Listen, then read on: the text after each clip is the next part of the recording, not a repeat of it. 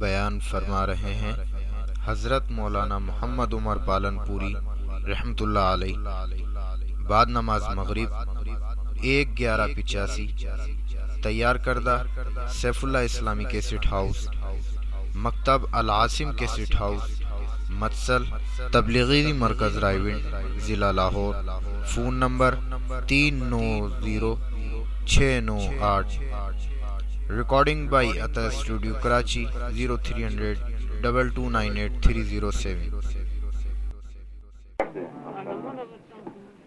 لا مضل له ومن يضلل فلا هادي له ونشهد أن لا إله إلا الله وحده لا شريك له ونشهد أن سيدنا ومولانا محمدا عبده ورسوله صلى الله عليه وعلى آله وأصحابه وبارك وسلم تسليما كثيرا كثيرا۔ میرے محترم دوستوں اور بزرگوں، اللہ جل جلالہ و من والہ نے ہم سب کو اس دنیا میں تھوڑے وقت کے لیے بھیجا ہے، لیکن زندگی بسر کرنے کا وہ طریقہ بتایا کہ اس طریقے پر چلنے سے ہماری دنیا کے اندر بھی ہم کامیاب ہو جائیں اور آخرت کے اندر بھی ہم کامیاب ہو جائیں، اور اللہ کے خزانوں سے ہم خوب فائدہ اٹھانے والے بن جائیں۔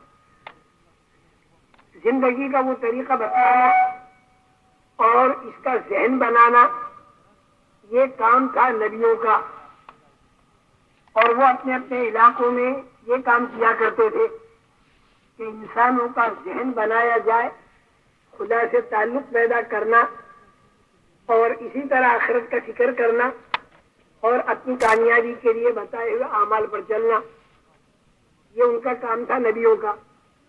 لیکن انبیاء کرام علیہ الصلوۃ والسلام کی آمد رسول پاک صلی اللہ علیہ وسلم کی آمد پر بند ہو گئی۔ اب یہ کام سارا کا سارا اس امت کے ذمے آیا، اللہ تعالیٰ نے انتخاب کیا اس امت کا۔ اب ہمارا اپنا ذہن بھی ہمیں بنانا، اور اپنے علاقے والوں کا ذہن بھی بنانا، اور پورے عالم کا ذہن بنانا جو نبیوں نے بنایا، وہ یہ کہ زندگیوں کا بنانا اور زندگیوں کا بگاڑنا یہ اللہ کے ہاتھ میں ہے۔ دکھائی تو دیتا ہے دنیا کے اندر کی پھیلی ہوئی چیزوں سے، انسانوں کو عام طور سے دکھائی یہ دیتا ہے کہ فلاں آدمی کے ہاتھ میں مال بہت تھا تو اس کی زندگی بہت بن گئی، دیکھو کتنا آرام میں ہے۔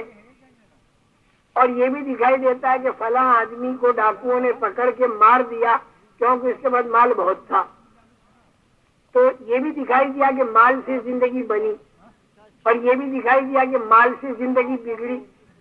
یہ روزانہ ہم دیکھتے ہیں، اپنے مشاہدے کی چیزیں ہیں۔ اور اللہ جل جلالہ و من والہ نے پچھلے واقعات بیان فرمائے، کیونکہ پچھلے واقعات میں نتیجہ برآمد ہو چکا۔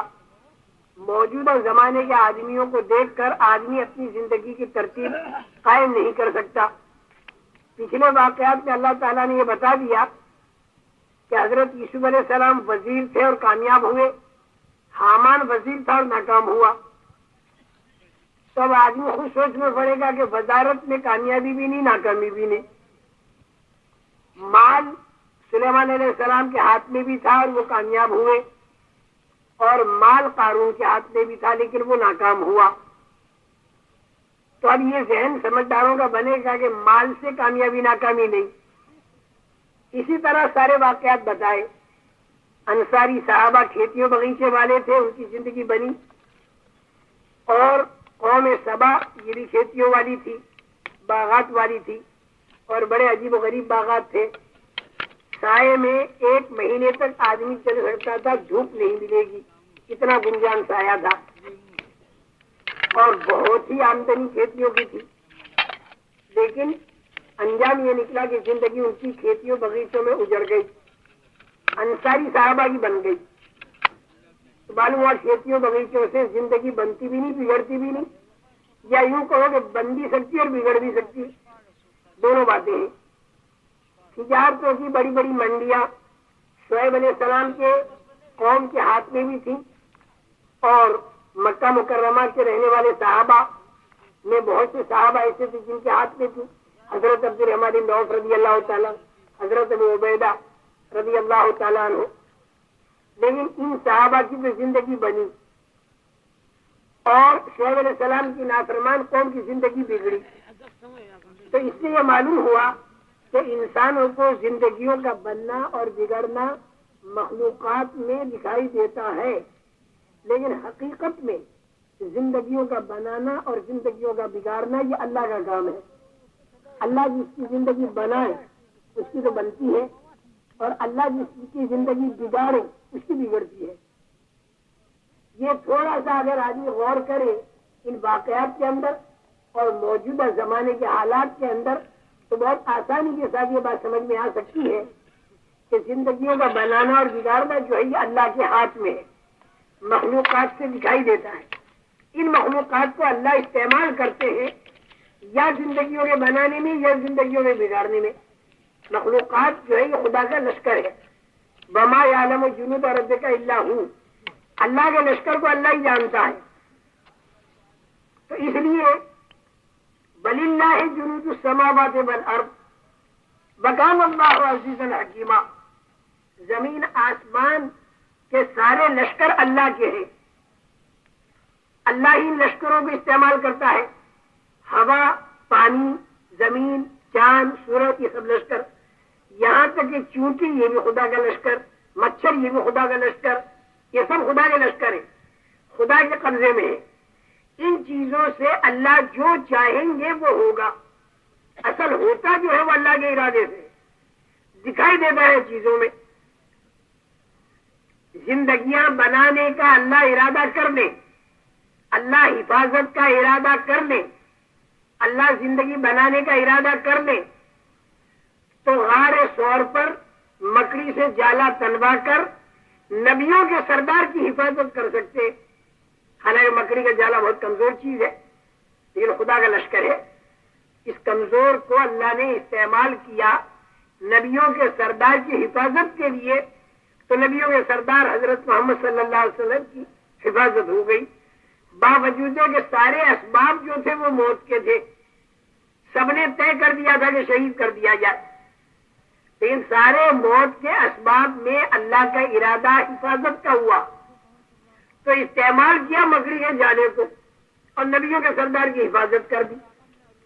اور جب اللہ تعالیٰ زندگیوں کے اجاڑنے پر آتے ہیں تو سارے اسباب زندگی کے بننے کے نمرود کے پاس تھے، طاقت بھی بہت بڑی، حکومت بھی بہت بڑی، پیسہ بھی بہت زیادہ، کہیں سے اللہ میاں نے اس پر حملہ نہیں کروایا، کہیں اس کو پانی میں نہیں ڈبویا، اس کو زمین میں بھی نہیں دھنسایا، لیکن اللہ نے یہ ارادہ کیا کہ اس کی زندگی اجڑ جائے، تو ایک لنگڑا مچھر ناک کے راستے سے اندر گھسا دیا اور سارے زندگی کے بننے کے اسباب کے اندر ایک لنگڑا مچھر ناک کے راستے سے گھسا کر اس کی زندگی اجاڑ دی۔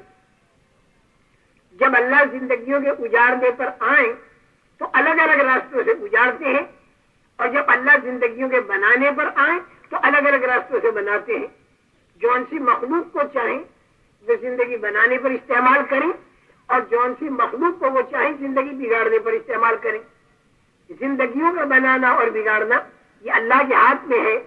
کامیابی اور ناکامی، اطمینان اور پریشانی، عزت اور ذلت، موت اور حیات، بیماری اور تندرستی، خوف اور امن، جتنے بھی انسانوں پر حالات آتے ہیں، موافق یا مخالف، طبیعت کے موافق یا طبیعت کے خلاف جتنے بھی حالات انسانوں پر آتے ہیں، ان حالات کے لانے والے تو ہے اللہ، لیکن دکھائی دیتی ہیں چیزیں۔ اب سوچنے کی بات یہ ہے کہ زندگیوں کے بنانے اور بگاڑنے کا خدائی ضابطہ کیا ہے، کیونکہ چیزیں تو ضابطہ بنی نہیں۔ کسی کی زندگی بنانے پر آئے تو آگ میں ڈال کے بنا دی، اور کسی کی بگاڑنے پر آئے تو سونے چاندی کے ڈھیر میں بگاڑ دی۔ قارون کی، ابراہیم علیہ السلام کی آگ میں بنا دی۔ تب دنیا کی پھیلی ہوئی چیزیں، اس سے تو زندگیوں کا بننا اور بگڑنا نہ رہا۔ اللہ زندگی جس کی بنائے بنے گی، جس کی بگاڑے بگڑے گی۔ استعمال کریں گے مخلوقات کو، چاہے جیسے استعمال کریں۔ لیکن آخر ان کا ضابطہ اور قانون کیا ہے؟ زندگیوں کے بنانے کا اور زندگیوں کے بگاڑنے کا. سیدھی سیدھی بات، زندگی بسر کرنے کا جو طریقہ اللہ نے بتایا نبیوں کے ذریعے، اگر آدمی اس طریقے پر آ جائے تو اللہ زندگی بنا دیں گے، اور اگر اس طریقے کو چھوڑ دے تو پھر اللہ اس کی زندگی بگاڑ دیں گے. بس یہ ہے ضابطہ خدا کا. ہر زمانے میں نبیوں کو بھیجا اور نبیوں نے وہ طریقے بتائے. اگر مانی 80 آدمیوں نے وہ طریقہ مانا تو 80 آدمیوں کی زندگی ایسی بنی، 80 آدمیوں کی زندگی ایسی بنی کہ ہم ساری ان 80 آدمیوں کی نسل میں، اور قیامت تک آنے والے انسان ان 80 آدمیوں کی نسل میں جو کشتی کے اوپر سوار ہو گئے حضرت نوح علیہ السلام کے زمانے میں. اور بڑی بھاری اکثریت وہ تھی جس نے حضرت نوح علیہ السلام کی بات کو نہیں مانا، تو اللہ نے ان کی زندگی اجاڑ دی. ہر زمانے میں نبیوں کو بھیج کر وہ طریقہ بتایا، اور آخری طریقہ حضرت محمد صلی اللہ علیہ وسلم کی تشریف آوری پر اللہ نے بتا دیا، اور یہ طریقہ قیامت تک چلے گا. رسول کریم صلی اللہ علیہ وسلم زندگی بسر کرنے کا جو پاکیزہ طریقہ لے کر اللہ کی طرف سے تشریف لائے، وہ طریقہ پوری دنیا کے بسنے والے انسانوں کو کامیاب بنوانے والا، قیامت تک کے آنے والے انسانوں کو کامیاب بنوانے والا، ہر رنگ اور ہر زبان والوں کو کامیاب کرانے والا. اس طریقے پر تاجر اور کسان، حاکم اور محکوم، کالے گورے سب کامیاب ہوں گے اگر رسول کریم صلی اللہ علیہ وسلم کی لائی ہوئی پاکیزہ زندگی کو اختیار کیا اور لیا. اسی کے اندر اللہ تعالیٰ نے اب کامیابی رکھی. تو خدا کا کامیابی والا جو طریقہ ہے وہ ہے جو خدا ہی نے بتایا اور نبیوں کے ذریعے بتایا. جو کام ہم کریں اس میں یہ دیکھیں کہ حکم خدا کا کیا ہے اور طریقہ رسول پاک صلی اللہ علیہ وسلم کا کیا ہے. دو باتیں اگر آ گئیں تو آدمی کچے مکان میں ہوگا تو کامیاب اور پکے مکان میں ہوگا تو کامیاب. مالدار ہو یا غریب ہو، کالا ہو یا گورا، اللہ اسے کامیاب کریں گے بشرطے کہ وہ مبارک طریقہ زندگیوں کے اندر آ جائے. اور وہ طریقہ، اس طریقے کے مطابق ہماری آنکھوں کا، کان کا، زبان کا، ہاتھ کا، پیر کا، دل کا، دماغ کا استعمال ہو. اسی کو اعمال صالحہ کہتے ہیں، اسی کو نیک کام کہتے ہیں. اچھا، اب یہ نیک کام اور یہ اعمال صالحہ زندگی میں آئیں کیسے؟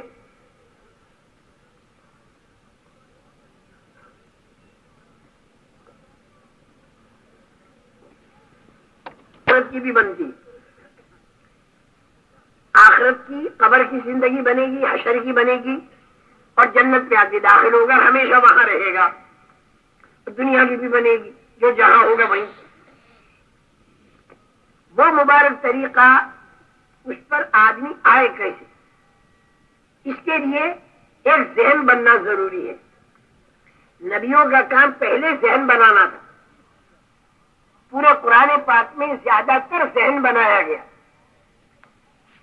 ذہن بننے کے بعد جس طریقے پر آنا آسان ہے. آدمی کا ذہن بن جائے، آدمی غلط فہمی دور ہو جائے، انسان اپنی سمجھ کے مطابق زندگی بسر نہ کرے بلکہ خدا کے کہنے کے مطابق زندگی بسر کرے. اپنی سمجھ کے مطابق اگر زندگی بسر کرے گا تو اس کے اندر کی کمزوریوں کا اثر پڑ کر زندگی اجڑے گی. خدا کے کہنے پر اگر زندگی بسر کرے گا تو اللہ جل جلالہ و من والہ کی طاقت اس کے موافق بن کر اس کی زندگی بنا دے گی، اور اللہ کے جو نعمتوں کے خزانے ہیں وہ اس کے ساتھ ہو کر اس کی زندگی دنیا آخرت کی بنے گی. انسان کے اندر بڑی بڑی 3 کمزوریاں ہیں. اللہ تو ہر لائن میں کمال والے، اللہ تو ہر لائن میں قوت والے، ان اللہ لقوی عزیز. اور انسان خلق الانسان ضعیفا، اللہ یہ انسان جو ہر لائن میں کمزور. اس کی 3 کمزوریاں بڑی بڑی ہیں. ایک کمزوری تو انسان میں یہ ہے کہ اسے جہاں بھی ہو جگہ پوری دکھائی نہیں دیتی، مکان پورا دکھائی نہیں دیتا. ماں کے پیٹ میں تھا تو پوری عورت دکھائی نہیں دیتی، دنیا میں آ گیا تو 7 زمین آسمان دکھائی نہیں دیتے، قبر میں چلا گیا تو قیامت کے دن کیا تکلیف آنے والی ہے وہ وہاں اسے دکھائی نہیں دیتی. قیامت کا دن آ گیا تو جہنم کی تکلیف کتنی بڑی ہے وہ اس کے سامنے نہیں. وہ کہتا جلدی حشر میں ہمارا حساب لے لو اور جلدی سے ہم کو داخل کر دو، چاہے جہنم میں داخل کرو. یہ اسی وجہ سے کہے گا کہ اسے یہ نہیں معلوم کہ جہنم میں اس سے زیادہ تکلیف ہے، حالانکہ جہنم سامنے ہی ہوگی. تو انسان کے اندر ایک کمزوری یہ ہے کہ اسے جگہ پوری دکھائی نہیں دیتی، اور دوسری کمزوری یہ ہے کہ اسے زمانہ پورا دکھائی نہیں دیتا. زمانے تین ہیں، ایک تو گزرا ہوا زمانہ تو انسان کے ہاتھ سے نکل گیا، اور ایک اگلا زمانہ انسان کے ہاتھ میں نہیں. اور اگلا جو زمانہ مستقبل جسے کہتے ہیں، یہ زمانہ اتنا لمبا چوڑا ہے کہ جس کی کوئی حد نہیں. عام طور سے انسانی ذہن یہ ہے کہ مر گئے تو زمانہ ختم ہو گیا، مٹی میں مل گئے نمٹ گئی بات. حالانکہ یہ بات نہیں، بلکہ مرنے کے بعد بھی زمانہ باقی. جیسے دنیا میں انسان کو راحت یا تکلیف ہے، مرنے کے بعد کی راحت اگر ہے تو دنیا کی ساری راحتوں سے زیادہ، اور اگر تکلیف ہے تو تکلیفوں سے زیادہ. پھر جہنم کی تکلیف تو بے حد اور وہ بڑھتی بھی رہے گی. جنت کے اندر کی جو راحت ہے وہ بہت زیادہ اور پھر وہ بھی بڑھتی رہے گی.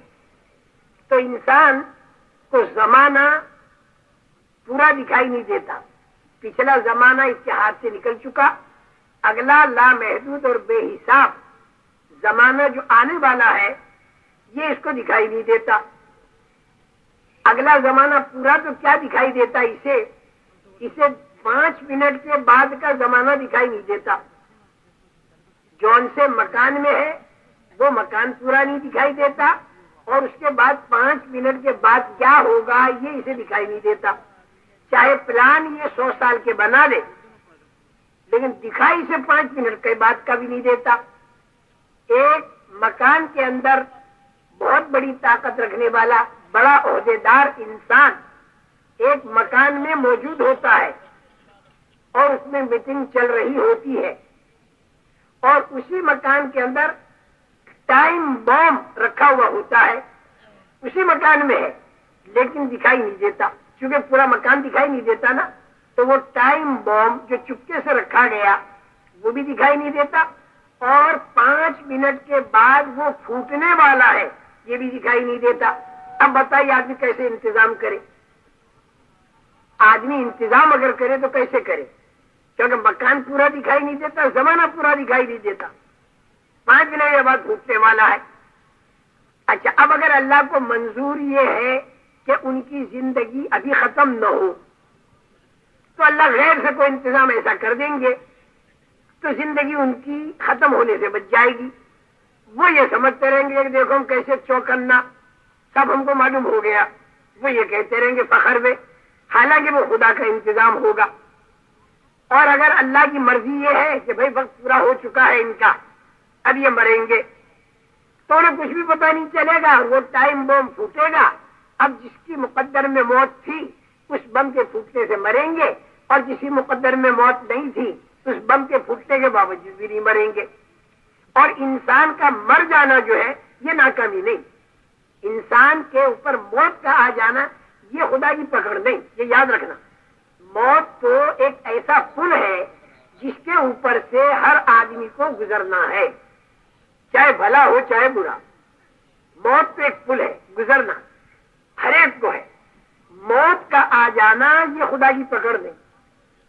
موت تو ہر حال میں آئے گی، لیکن خدا کو ناراض کر کے موت کا آنا یہ خدا کی طرف سے پکڑ ہے.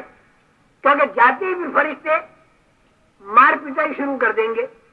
خدا کو راضی کر کے موت کا آنا یہ اللہ تعالیٰ کی بہت بڑی دہش ہے.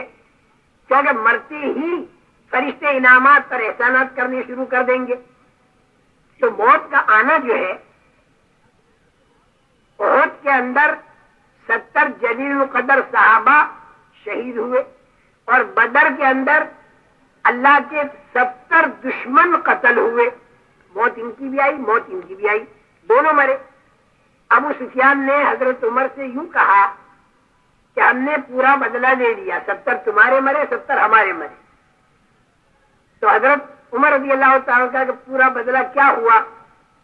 تمہارے جو 70 مرے وہ تو جہنم میں گئے اور ہمارے جو 70 مرے وہ جنت میں گئے. تم تو خالی تعداد کے پورا ہونے کو گنتے ہو، یہ دیکھو انجام کیا ہوا، اس کا آخری انجام کیا ہوا. تو اس لیے موت کا آنا یہ خدا کی پکڑ نہیں، موت کا آ کر پھر جہنم میں جانا یہ ہے خدا کی پکڑ. ورنہ حضرت عمر کو بھی برچھا مارا گیا اور نماز کی حالت میں مارا گیا، لیکن ان کے بارے میں حضور اکرم صلی اللہ علیہ وسلم نے زندگی میں ہی جنت کی خوشخبری دے دی. تو بہرکیف بوم کا پھوٹ کر موت کا آنا اس کو ہم خدا کی پکڑ نہیں کہیں گے. اگر آدمی کی زندگی غلط ہے تو اسے ہم خدا کی پکڑ کہیں گے، اور اگر آدمی کی زندگی صحیح ہے تو پھر یہ خدا کی پکڑ نہیں ہوگی، بلکہ موت کا ایک سبب تھا جو ہوا، اور موت کے پل کے اوپر سے آدمی گزرا اور اللہ پاک اسے آگے جا کر کامیاب فرما دیں گے. اس کا مرنا ہی اس کی کامیابی ہے. میرا محترم دوستو، 2 کمزوریاں میں نے بتائی انسان کی. ایک تو اسے جگہ پوری دکھائی نہیں دیتی، دوسرے یہ کہ اسے زمانہ پورا دکھائی نہیں دیتا. لہذا اگر یہ اپنی زندگی کی ترتیب قائم کرے گا تو اپنے ادھورے دیکھے ہوئے پر قائم کرے گا اور ادھوری سمجھ پر قائم کرے گا. سمجھ بھی اس کی ادھوری ہے، پوری نہیں ہے. اور اللہ جل جلالہ و مالا والہ سارے مکان کو جانتے ہیں. سمندر کے اندر جو مچھلیاں ہیں انہیں بھی اللہ جانتے ہیں، اور 7ویں زمین پر کالے پتھر پر کالی چونٹی اگر چل رہی ہو تو اللہ اسے بھی دیکھتے ہیں، اس کے چلنے کی آواز کو بھی سنتے ہیں. اللہ کا سننا کمال والا، اللہ کا دیکھنا کمال والا، اللہ کے خزانے کمال والے، اللہ کی قدرت کمال والی، اور اللہ کی ہر چیز کمال والی، اللہ کی نعمت کمال والی، اللہ کی پکڑ جو ہے یہ بھی کمال والی. اللہ کی ہر چیز کمال والی ہے اور ہر چیز بہت بڑی ہے. کیونکہ اللہ بڑے تو ان کی پکڑ بھی بڑی، تو ان کا جیل خانہ بھی بڑا جس کا نام جہنم ہے، اور ان کا مہمان خانہ بھی بڑا جس کا نام جنت ہے. چھوٹے میں چھوٹی جنتی اگر اللہ تعالیٰ مرحمت فرمائیں گے کسی جنتی کو تو پوری دنیا سے 10 گنا بڑی جنت ہوگی.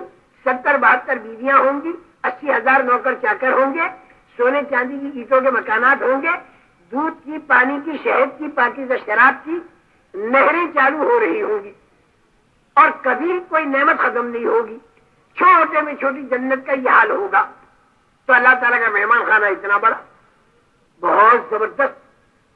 اللہ جل جلالہ و من والہ والسابقون السابقون اولئک المقربون فی جنات النعیم سنت من الاولین وقلیل من الآخرین علی سرور موضونۃ متکئین علیہا متقابلین. جنت کے اندر تختوں پر بیٹھے ہوں گے اور آمنے سامنے بیٹھے ہوں گے، کیونکہ وہاں پر نہ دین کا کام نہ دنیا کا کام. دنیا کا کام یعنی کھانا پینا وغیرہ تو ہوگا، لیکن ہل چلانا نہیں، کھیتوں میں جانا نہیں، عورتوں کے لیے بچوں کے پخانے صاف کرنے نہیں، کوئی کام نہیں. نہ نماز پڑھنا، نہ تبلیغ کرنا، نہ زکات دینا، نہ کوئی کام جو دینداری کا یہاں وہاں کوئی کام نہیں. وہاں تو آرام کرنا، عیش آرام سے رہنا. یطوف علیہم ولدان مخلدون باکواب واباریق وکأس من معین لا یصدعون عنہا ولا ينزفون. اور گلاس بھرے ہوئے شراب کے یا شربت کے جو بھی چاہو وہ لے کر خدمت گزار سامنے آئیں گے، اور وہ چھوٹی عمر کے ہوں گے. بے تکلف ان کو کام بتانا ہوتا ہے، چھوٹی عمر کا اگر ہو، بڑی عمر کا ذرا تکلف ہوتا ہے، اور وہ ہمیشہ چھوٹی عمر کے رہیں گے. لیکن وہ شراب بالکل پاک ہوگی اور بالکل صاف ہوگی، جس کے پینے کے بعد آدمی بکواس نہیں کرے گا اور اس کے سر میں درد نہیں اٹھے گا. دنیا کی شراب ناپاک بھی ہوتی ہے اور آدمی بکواس کرتا ہے. وَفَاكِهَةٍ مِّمَّا يَتَخَيَّرُونَ وَلَحْمِ طَيْرٍ مِّمَّا يَشْتَهُونَ. جو ان سے پھل کو پسند کر لے اور کھا لے، اور جون سے پرندے کا چاہے تو گوشت کھا لے. جنت میں داخلے سے پہلے تو روٹی کا تذکرہ ملتا ہے، جنت میں داخلے کے بعد وٹامن ہی وٹامن، اور وہاں کی روٹی بھی وٹامن ہی وٹامن. جو جنت میں داخلے سے پہلے ملے گی وہ ساری لذتیں لی ہوئی ہوگی، اور داخلے کے بعد پرندوں کا گوشت اور پھل اور پینے کی چیزیں، ہر لائن کا عیش اور آرام. بحور عین کامثال اللؤلؤ المکنون، اور خوبصورت بیویاں جیسے چھپے ہوئے موتی. یہ اللہ جل جلالہ و منوالہ مرحمت فرمائیں گے. لیکن یہ ساری بات کہیں پر ملے گی؟ جزاء بما كانوا يعملون. دنیا کے اندر جو عمل کیا ہوگا یہ اس کا بدلہ ہوگا. یہ عمل کا بھاؤ ہے، یہ چیزوں کا بھاؤ نہیں. ہاں، چیزوں کا بھاؤ کب بنے گا؟ جب ان چیزوں سے عمل بنا لو. 10 روپیہ ہے، اس کا اپنے عمل بنا لیا، کسی تڑپتے ہوئے آدمی کو دے دیا یا کسی بھوکے کو کھلا دیا. یہ 10 روپے پر جنت نہیں ملی، بلکہ 10 روپیہ خرچ کرنے پر جنت ملی. خرچ کرنا ایک عمل ہے. جنت کی قیمت دنیا کا مال اور دولت نہیں، بلکہ جنت کی قیمت جو ہے وہ انسان کا عمل ہے.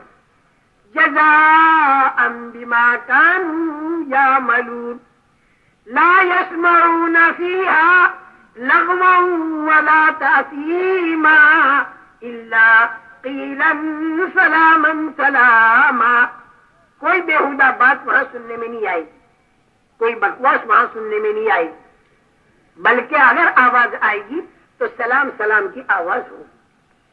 فرشتے بھی سلام کریں گے، جنتی آپس میں سلام کریں گے، اور اللہ تعالیٰ کی جب زیارت اور دیدار ہوگا تو پھر اللہ تعالیٰ بھی سلام کریں گے اور یوں کہیں گے السلام علیکم یا اہل الجنہ، او جنت والو سلام علیکم. اللہ کہیں گے.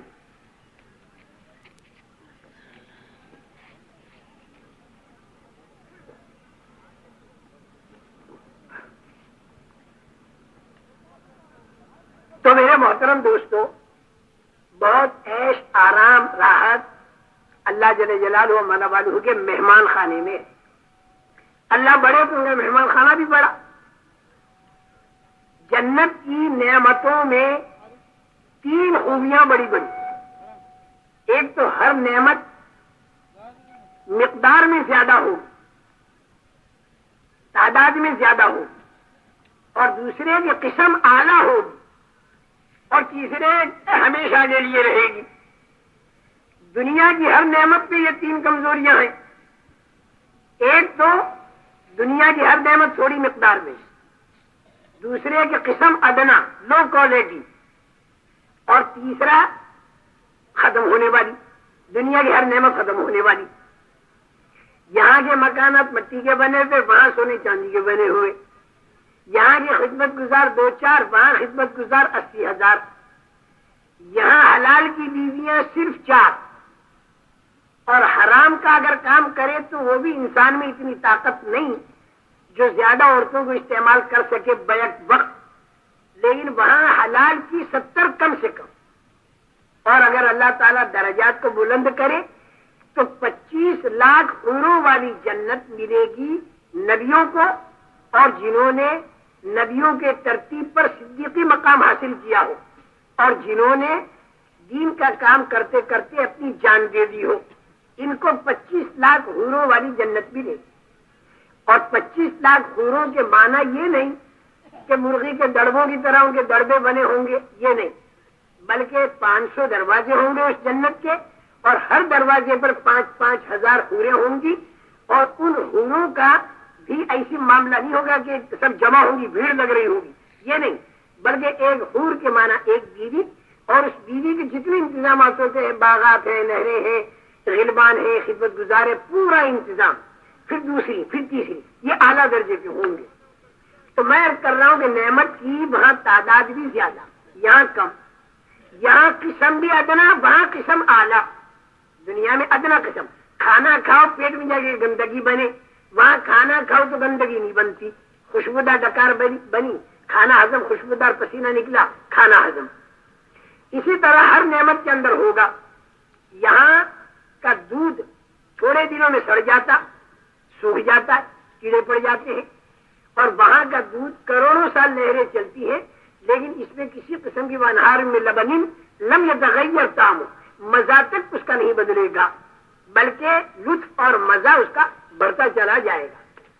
تو نعمتیں وہاں کی اعلیٰ قسم کی، ہر نعمت اعلیٰ قسم کی۔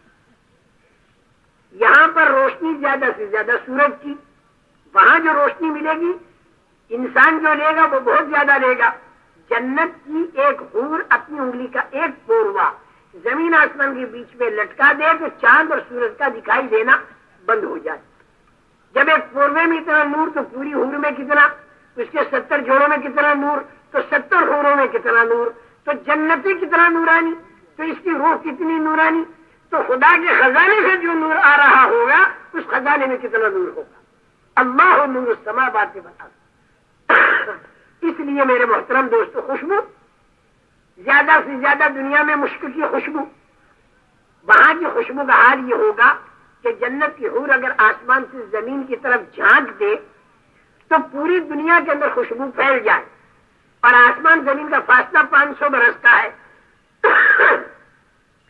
500 برس کے فاصلے میں خوشبو پھیلتی ہو تو ایسی 70 حوریں جب سامنے بیٹھی ہوں گی اور قریب ہوں گی تو بتائیے ان میں سے خوشبوؤں کے کتنے بھپکارے آ رہے ہوں گے جس کا تصور ہم اس دنیا میں رہتے ہوئے نہیں کر سکتے۔ یہ تو میں نے تعداد بتائی اور قسم بتائی۔ اب رہا زمانہ، دنیا کے اندر کتنی بڑی نعمت ہو ایک دن ختم ہونے والی ہے، چھوٹنے والی ہے۔ بیوی ہو، مکان ہو، کھانا ہو، عیش آرام ہو، ایک دن ختم ہوگا۔ تندرستی بھی، بیماری آئی ختم ہو گئی یا موت پر ختم ہو گئی۔ عزت ہے، یا تو وہ موت پر ختم ہوئی یا ذلت آئی تو ختم ہوئی، لیکن وہاں جو نعمت ملے گی، ذلت آئی تو ختم ہوئی، لیکن وہاں جو نعمت ملے گی اس کے بارے میں اللہ کا فیصلہ ہے خالدین فیہا ابدا، ہمیشہ ہمیشہ اس کے اندر رہنا ہے، اس سے کبھی نکلنا نہیں۔ تو وہاں کی نعمت اعلیٰ قسم کی، وہاں کی نعمت کی تعداد بھی زیادہ، کھانے کی مقدار بھی زیادہ، خوب کھائے کوئی تکلیف نہیں، 50 سال کھاتا رہے کوئی تکلیف نہیں، 50 سال نہ کھائے تو بھی کوئی تکلیف نہیں، کیونکہ وہ بھوک ہے ہی نہیں، وہاں تو کھانا لذت کے مارے ہے، تکلیف دینے والی بھوک نہیں۔ یہ تو میں نے جنت کا ہلکا سا آپ حضرات کے سامنے منظر کھینچا، اور زیادہ منظر کھینچوں گا تو اس کی تیاری کے لیے جو بات کہنی ہے وہ رہ جائے گی۔ اب تو اس کا پورا منظر تو انشاءاللہ اللہ پاک اپنے کرم سے مجھے تمہیں جنت سے جب داخل کرے وہاں تسلی سے بیٹھ کر پھر باتیں کر دیں گے، اور تسلی سے ان مناظر کو دیکھیں گے، کھائیں گے، پیئیں گے، استعمال کریں گے، اور یاد کریں گے کہ دنیا کے اندر ہم فلاں جگہ پر گئے تھے، فلاں جگہ تمہاری ہماری ملاقات ہوئی تھی، اور ایک دوسرے کی جنتوں میں بغیر کسی پاسپورٹ کے جانا آنا یہ جائز ہوگا۔ وہاں پر حضور پاک صلی اللہ علیہ وسلم کی جنت پہ بھی آدمی جا سکے گا، حضرت سلیمان علیہ السلام کی جنت پہ جا سکے گا، اور اگر نہیں جانا ہے تو وہیں بیٹھے بیٹھے بھی دیکھ سکے گا۔ تو یہ ساری چیزیں وہیں جا کے انشاءاللہ اللہ پاک بھائی ہم لوگوں کا ایمان پر خاتمہ کرے، اور اللہ تعالی ہمیں آخر تک اعمال صالحہ پر باقی رکھے، اور اللہ تعالی ہمیں ان خرابیوں سے بچائے جن خرابیوں پر آدمی جنت سے رک جایا کرتا ہے اور اللہ ناراض ہو جاتے ہیں۔ بعض مرتبہ آدمی کام تو دین کا کرتا رہتا ہے لیکن اندر کی کچھ خرابیاں وہ ہوتی ہیں جس کا اسے پتہ نہیں چلتا، اس کے اندر مثلاً تکبر آ گیا، یا اس کے اندر مثلاً ریاکاری آ گئی، یا کام کرتے کرتے دنیا کی محبت اندر آ گئی، مال کی محبت آ گئی، بڑا بننے کی محبت آ گئی، اور آدمی دین کے کام کو ذریعہ بنائے اپنی بڑائی کا، اور دین کے کام کو آدمی ذریعہ بنائے اپنے مال کے وصول کرنے کا یا چیزوں کے حاصل کرنے کا، تو یہ وہی آدمی کر سکتا ہے جو خدا کے خزانے سے ناواقف ہو اور جو خدا کی ذات اور صفات سے ناواقف ہو، تو وہ نیست اور نابود ہونے والی عزت پر قناعت کر لیتا ہے، یا چند روٹیوں کے ٹکڑوں پر یا چند پیسوں پر اتنا بڑا دین کا کام کر کے آدمی قناعت کر لیتا ہے۔ ورنہ جو آدمی اللہ کی طاقت کو جانتا ہے، خزانوں کو جانتا ہے، ذات کو جانتا ہے، صفات کو جانتا ہے، وہ ان چیزوں پر قناعت نہیں کرتا۔ تو اس سے بھی ہمیں ڈرتے رہنا چاہیے کہ کہیں اللہ تعالیٰ ہمارے اندر وہ خرابیاں نہ آئیں، یا اگر ہوں تو صاف ہو جائیں کہ جو ہمیں اللہ سے دور کرتی چلی جائیں اور ہمیں جنت میں رکاوٹ بنتی چلی جائیں۔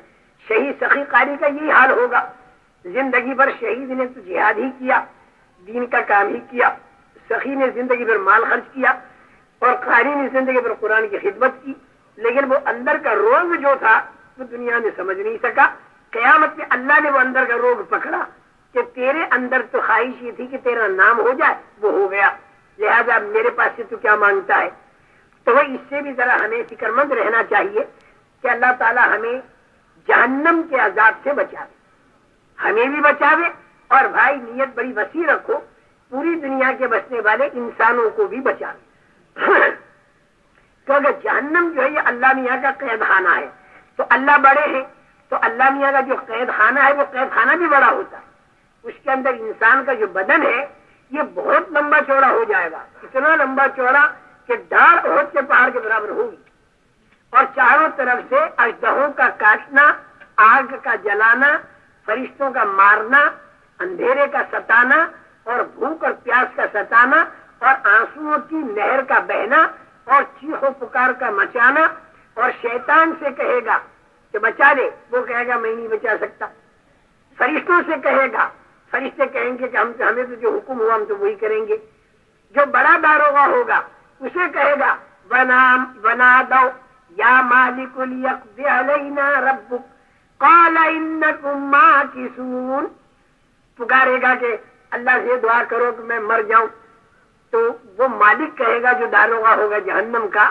وہ کہے گا کہ بس تمہیں تو ہمیشہ ہی رہنا ہے، تو فرشتے بھی ساتھ نہیں دیں گے، شیطان بھی ساتھ نہیں دے گا، بڑے بڑے جو چودھری لیڈر نیتا ہوں گے وہ بھی ساتھ نہیں دیں گے، تو وہ بھی پریشان ہوں گے، آدمی بھاگنا چاہے گا تو جہنم کے دروازے بند ہوں گے، اس کے اوپر فرشتوں کا زبردست پہرا ہوگا، جنت کی کھڑکی کھلی ہوگی، جنت کی نعمتوں کو دیکھیں گے اور کہیں گے تھوڑا کھانا پانی ہمیں ڈال دو، تو وہ کہیں گے کہ ان اللہ حرمہما علی الکافرین، تمہارے واسطے جنت کا کھانا پانی نہیں ہے، چاروں طرف سے مایوس ہو کر پھر اللہ سے کہیں گے، 5 مرتبہ اللہ سے جہنمی گفتگو کریں گے، پورے قرآن میں آیتیں پھیلی ہوئی ہیں، آخر میں کہہ دیں گے کہ اخسؤوا فیہا ولا تکلمون، دفع ہو جاؤ، ہم سے بات مت کرو، دنیا کے اندر ہم نے انتظام کر دیا تھا آسمانی کتابیں بھیج کر اور رسولوں کو بھیج کر تمہیں سمجھانے کا پورا انتظام کیا تھا، بے شک تمہیں جنت اور جہنم دکھائی نہیں دیتی تھی، اور بے شک تمہیں مرنے کے بعد والا منظر دکھائی نہیں دیتا تھا، اسی لیے تو ہم نے آسمانی کتاب بھیجی اور اسی لیے تو ہم نے نبیوں کو بھیجا، اگر دکھائی دیتا تو ہم کائے کو بھیجتے، ہم نے تو پورا انتظام کر دیا تھا، تم اپنی سمجھ پر کیوں چلے، ہمارے کہنے پر کیوں نہیں چلے، بات مت کرو ہم سے، اس کے بعد پھر اللہ سے بھی نہیں کہہ سکیں گے، اور سزائیں جو ہیں یہ بالکل بڑھتی ہی چلی جائیں گی اور کسی قسم کی کوئی چیز ان کے کام نہیں آئی۔ وَأَمَّا مَنْ أُوتِيَ كِتَابَهُ بِشِمَالِهِ فَيَقُولُ يَا لَيْتَنِي لَمْ أُوتَ كِتَابِيَهْ وَلَمْ أَدْرِ مَا حِسَابِيَهْ يَا لَيْتَهَا كَانَتِ الْقَاضِيَةَ، الٹے ہاتھ میں نام اعمال ملا، کہے گا کاش کہ میرے کو نام عمل نہ ملتا، میرا رجسٹر میرے ہاتھ میں نہ آتا، اور میرے کو میرا حساب معلوم نہ ہوتا، اور میں مر گیا تو اسی میں ختم ہو جاتا، یہ دوبارہ میرے کو زندگی نہ ملتی، کاش کہ میں کیوں دوبارہ زندہ ہوا۔ ما اغنا عنی مالیہ ہلک عنی سلطانیہ، میرا مال میرے کام نہیں آیا اور میرا دبدبہ میرے کام نہیں آیا، دنیا میں میرا دبدبہ بہت تھا لیکن وہ میرا دبدبہ میرے کام نہیں آیا۔ خذوہ فغلوہ ثم الجحیم صلوہ ثم فی سلسلۃ ذرعہا 70 ذراعا فاسلکوہ۔ اللہ تعالیٰ فرشتوں سے کہیں گے پکڑو، توڑ ڈالو اس پر اور جہنم میں داخل کرو، اور 70 گز 70 ہاتھ جو زنجیر ہے اس کے اندر اس کو پیرو دو، وہ 70 ہاتھ وہیں کے ہوں گے۔ جہنم کی زنجیر اتنی لمبی کہ آسمان سے اس کا سرا ہو اور اس سے کوئی شیشے کا ٹکڑا ڈالا جائے تو زمین تک 40 سال کے اندر وہ شیشہ پہنچے گا۔ اب آپ انداز لگاؤ 40 سال میں، اللہ حفاظت فرمائے۔ اب آپ اس کا اندازہ لگاؤ کہ وہ زنجیر میں جکڑا ہوا نہیں ہوگا بلکہ پیٹ سے زنجیر داخل کر کے کمر سے نکالی جائے گی، داہنی طرف سے داخل کر کے بائیں طرف سے نکالی جائے گی۔ فسلکوہ کا لفظ ہے یعنی اسے پیرو دو، جیسے موتی کے اندر تاگا پیروتے اس طریقے سے زنجیر میں اسے پیرو دو. بس بھائی اللہ تعالیٰ ہماری تمہاری پورے عالم کے بسنے والے انسانوں کی حفاظت فرمائے. چونکہ یہ بات اللہ کے نبی نے بتائی, اللہ نے بتائی, بالکل پکی بات, ایسی ہونے والی بات. سائنس والے کی ہوتی 200-400 سال کے بعد بدل جاتی, لیکن نبی کی بات شروع سے صحیح ہوتی ہے اور کروڑ سال کے بعد بھی نہیں بدلتی. بس صرف اتنی بات ہے کہ وہ دکھائی نہیں دیتی. جو مر گئے انہوں نے تو دیکھ لیا, اور اس وقت کا دیکھنا اور ماننا ان کے لیے مفید نہیں. دنیا کے اندر مان لیتے بغیر دیکھے تو یہ ماننا ان کے لیے مفید ہوتا.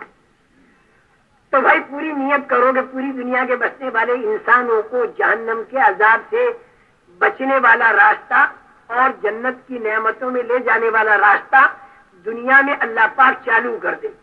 نیت ہماری بڑی وسیع ہونی چاہیے.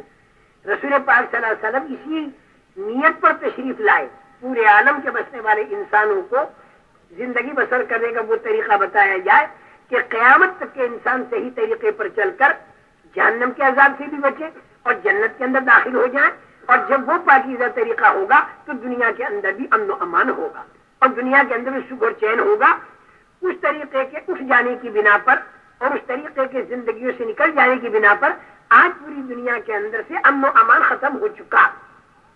آج کسی کی جان, کسی کا مال, کسی کی آبرو محفوظ نہیں ہے, چاہے وہ آدمی کتنی بڑی طاقت, کتنا بڑا عہدہ رکھنے والا آدمی ہو, لیکن باوجود حفاظتی پورے انتظام کے حوادث دنیا کے اندر ہوتے چلے جاتے ہیں اور کوئی محفوظ نہیں, سب پریشان ہیں.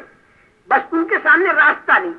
راستہ تو ہمارے پاس ہے, مسلمانوں کے پاس, لیکن مسلمان ایسا ہے کہ اس کے پاس اسلام کا طریقہ کتابوں میں موجود ہے, اس کی ذات میں موجود نہیں. اس لیے اس طریقے کا فائدہ دنیا دیکھ نہیں پا رہی. اس لیے ساری دنیا پریشان ہے اور مسلمان زیادہ پریشان ہے کہ وہ اس طریقے کو رکھتے ہوئے اس طریقے پر نہیں چلتا.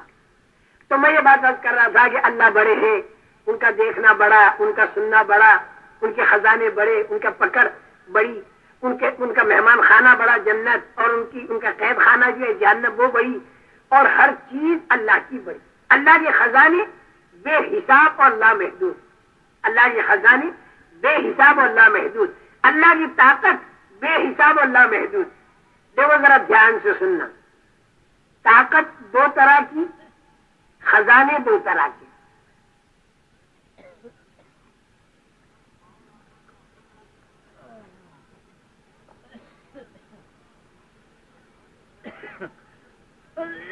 ایک طاقت تو وہ ہے جس پر مخلوق کا نام آ گیا, ایک طاقت وہ ہے جو بنی ہوئی, اور ایک طاقت وہ ہے جو بنانے والے کی ذات میں.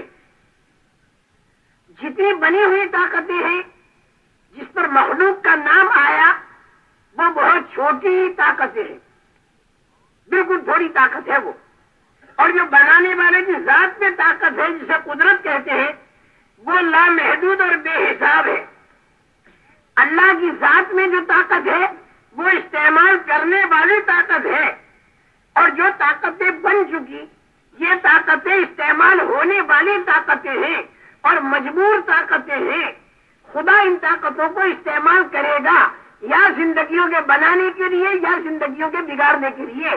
استعمال کرنے والی ذات اللہ کی طاقت ہے, استعمال کرنے والی ذات اللہ کی ذات ہے. وہ اپنی قدرت سے ان ساری طاقتوں کو استعمال فرماتے ہیں. ایک تو یہ سمجھو, ایک طاقت اللہ کی ذات والی اور ایک طاقت وہ جو بن چکی. جو طاقت بن چکی جس پر مخلوق کا نام آ چکا, یہ ساری طاقتیں چھوٹی طاقتیں ہیں, بڑی نہیں. آپس میں چھوٹی بڑی ہو سکتی, مخلوق طاقتیں آپس میں چھوٹی بڑی ہو سکتی ہیں. مثلا ڈنڈا ایک طاقت ہے, تلوار اس سے بڑی طاقت, پستول اس سے بڑی طاقت, مشین گن اس سے بڑی طاقت, بم اس سے بڑی طاقت, ایٹم بم اس سے بڑی طاقت. جن طاقتوں پر اللہ نے انسان کا ہاتھ لگوایا اس کی آخری حد جو ہے وہ ایٹم بم ہے.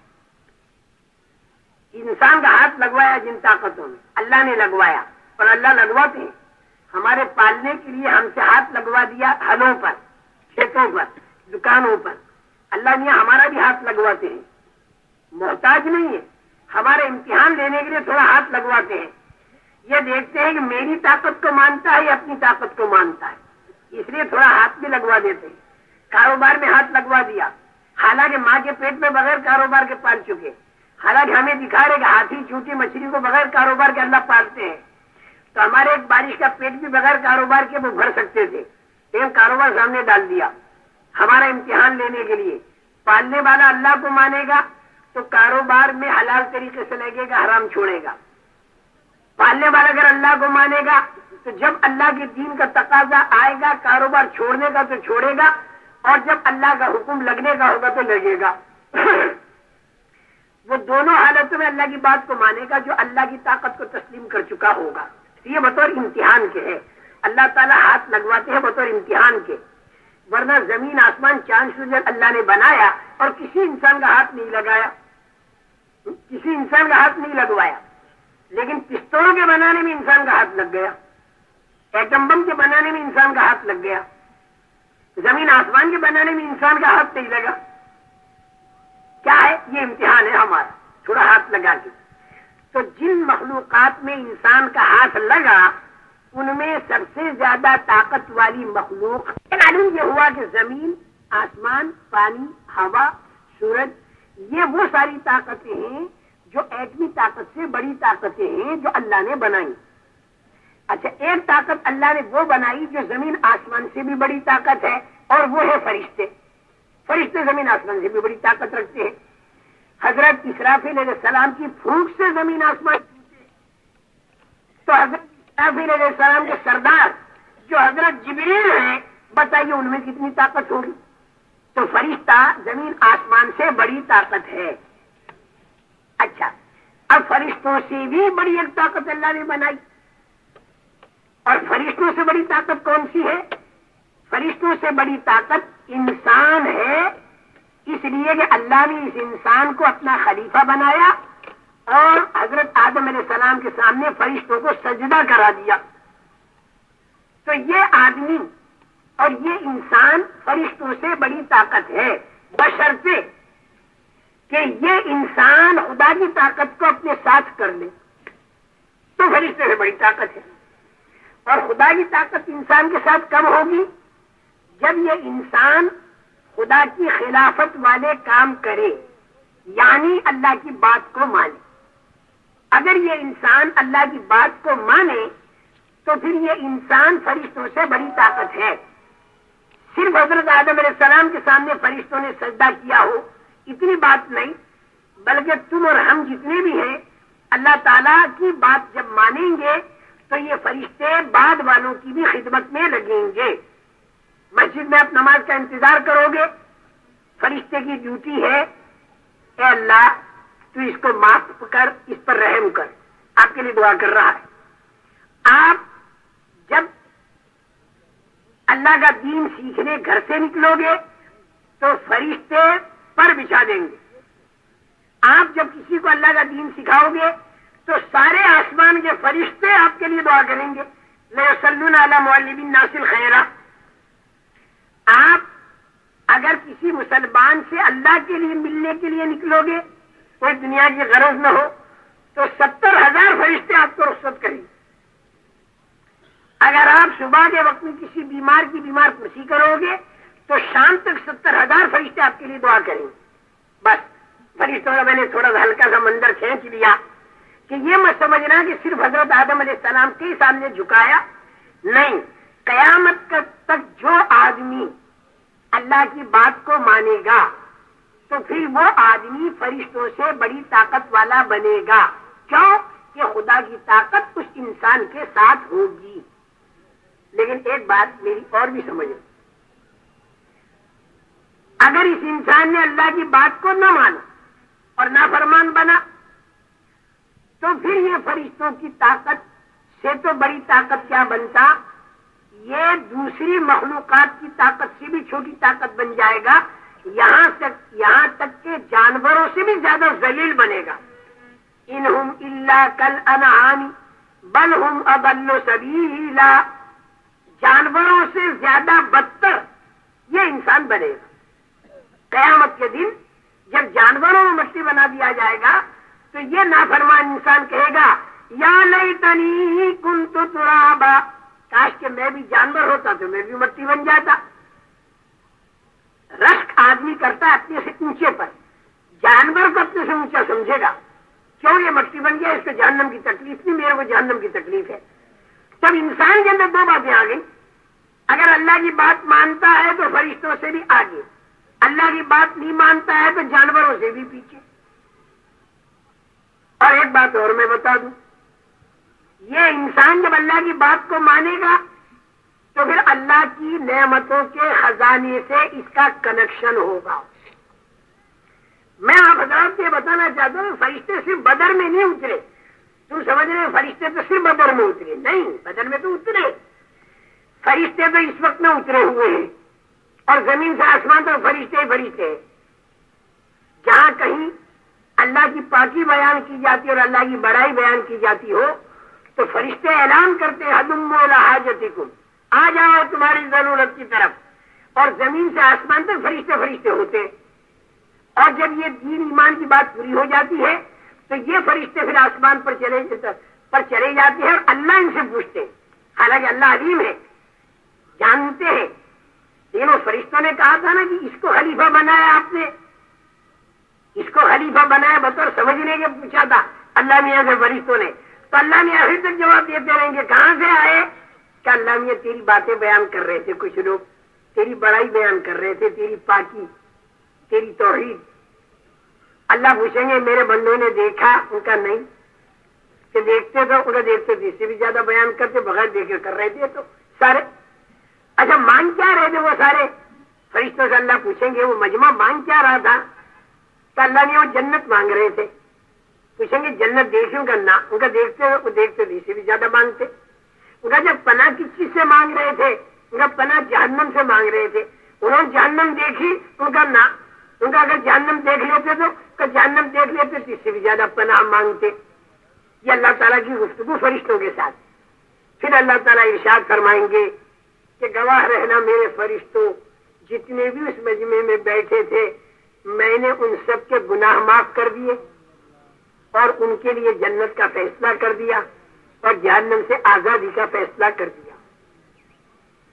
اب تم یہ سمجھو گے کہ بھائی یہاں پر آ کے ہم تو جنتی بن گئے، اب جو چاہے آگے کرتے رہے، نہیں، آگے پھر غلط کیا جائے گا نا، پھر اس غلط کے بارے میں بھی معاملہ ہوگا۔ وہ تو سارا غلط صحیح سارا جمع ہو کر اور قیامت کے دن اسے تولا جائے گا۔ اگر نیکیوں کا پلڑا وزندار ہوا تو جنت، اور اگر ہلکا ہو گیا تو جہنم۔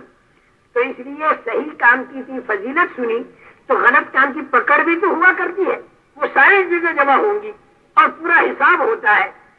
روزانہ دن کو حساب الگ ہوتا ہے، رات کو حساب اعمال کا الگ ہوتا ہے، برے اور اچھے عمل کا، پیر اور جمعرات کا حساب الگ ہوتا ہے، اور وہ ساری لسٹ آسمانوں پر جاتی ہے اور اس کے اعتبار سے دنیا پر فیصلے آتے ہیں۔ اگر نیکیوں کا غلبہ ہو جائے تو کامیابی کے فیصلے آتے ہیں، برائیوں کا غلبہ ہو جائے تو ناکامی کے فیصلے آتے ہیں۔ تو میں تو خیر یہ بات عرض کر رہا تھا کہ فرشتے صرف بدر میں اترے ہو یہ نہیں، فرشتے آج بھی اتر رہے ہیں، بشرطے کہ آدمی اللہ کی بات کو مانے، اور اگر نہ مانے تو پھر فرشتے کیا اتریں گے، پھر شیطان آئے گا، پھر شیطانی حرکتیں آدمی کرنا شروع کر دے گا۔ غلط کام جتنے ہوتے وہاں شیاطین آیا کرتے ہیں۔ وَمَن يَعْشُ عَن ذِكْرِ الرَّحْمَنِ نُقَيِّضْ لَهُ شَيْطَانًا فَهُوَ لَهُ قَرِينٌ۔ اللہ کی نصیحت سے جو آدمی اندھا ہو جاتا ہے، نہیں مانتا، تو پھر ان کے وہ شیطان مسلط ہو جاتے، پھر یہ آدمی شیاطینی حرکت کرنے شروع کر دیتا ہے۔ تو میں یہ بات عرض کر رہا ہوں کہ بات انسان نے بھی مانی اور بات فرشتے بھی مانتے ہیں۔ بھائی فرشتے بھی تو خدا کی عبادت کرتے ہیں، اللہ کی بات مانتے ہیں، ہزاروں سال سے پھر عبادت کر رہے ہیں۔ ابھی ہم کریں گے تو یہ 70 سال کریں گے، وہ ہزاروں سال سے کر رہے ہیں، لیکن اس کے باوجود کسی فرشتے کو جنت کا ایک انار نہیں ملے گا اور کسی فرشتے کو جنت کی ایک حور نہیں ملے گی، اور اس انسان کو اتنی بڑی جنت اللہ دیں گے، اس کی کیا وجہ؟ ارے بات تو انسان بھی مانتا ہے، بات فرشتے بھی مانتے ہیں، ان کو تو مل نہیں رہا، تمہیں مل رہا، اس کی وجہ کیا؟ اس کی وجہ ہے فرشتے جو اللہ کی عبادت کرتے ہیں اور بات مانتے ہیں ان کو کوئی مجاہدہ نہیں ہوتا، نہ تھکن، نہ پیشاب پخانا، نہ نیند، نہ بیوی بچے، نہ بھوک پیاس، نہ کاروبار، نہ گھر. ان کا تو کام صرف بات کا ماننا ہے، مجاہدہ نہیں، ان کو مجاہدہ نہیں.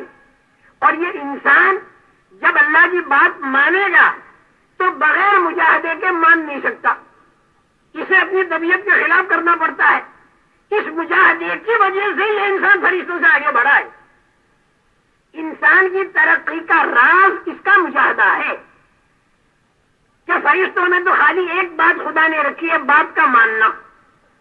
فرشتوں میں تو صرف ایک طاقت ہے، بات کا ماننا، دوسری طاقت ہے ہی نہیں. اور انسان میں دو طاقتیں رکھی ہیں، بات کے ماننے کی بھی طاقت اور نہ ماننے کی بھی طاقت.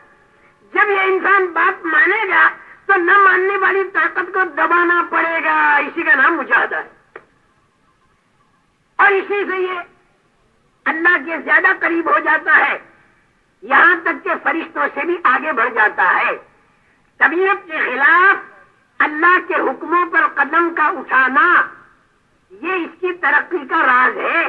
تو اللہ تعالیٰ ظاہر کے خلاف پھر اس کی مدد فرماتے ہیں. فجر کی نماز نیند کی قربان کیے بغیر نہیں پڑھ سکتا، زکوٰۃ مال کی قربانی کے بغیر نہیں دے سکتا، کوئی کام بغیر قربانی کے ہو نہیں سکتا. جب اللہ کی بات کو مانے گا تو بغیر قربانی کے، بغیر مجاہدے کے یہ آدمی اللہ کی بات کو مان ہی نہیں سکتا. تکلیف اٹھائے بغیر دین کا کوئی کام یہ آدمی کر نہیں سکتا. اس پر اللہ تعالیٰ نے یہ ساری نعمتوں کی بوچھار رکھی ہے.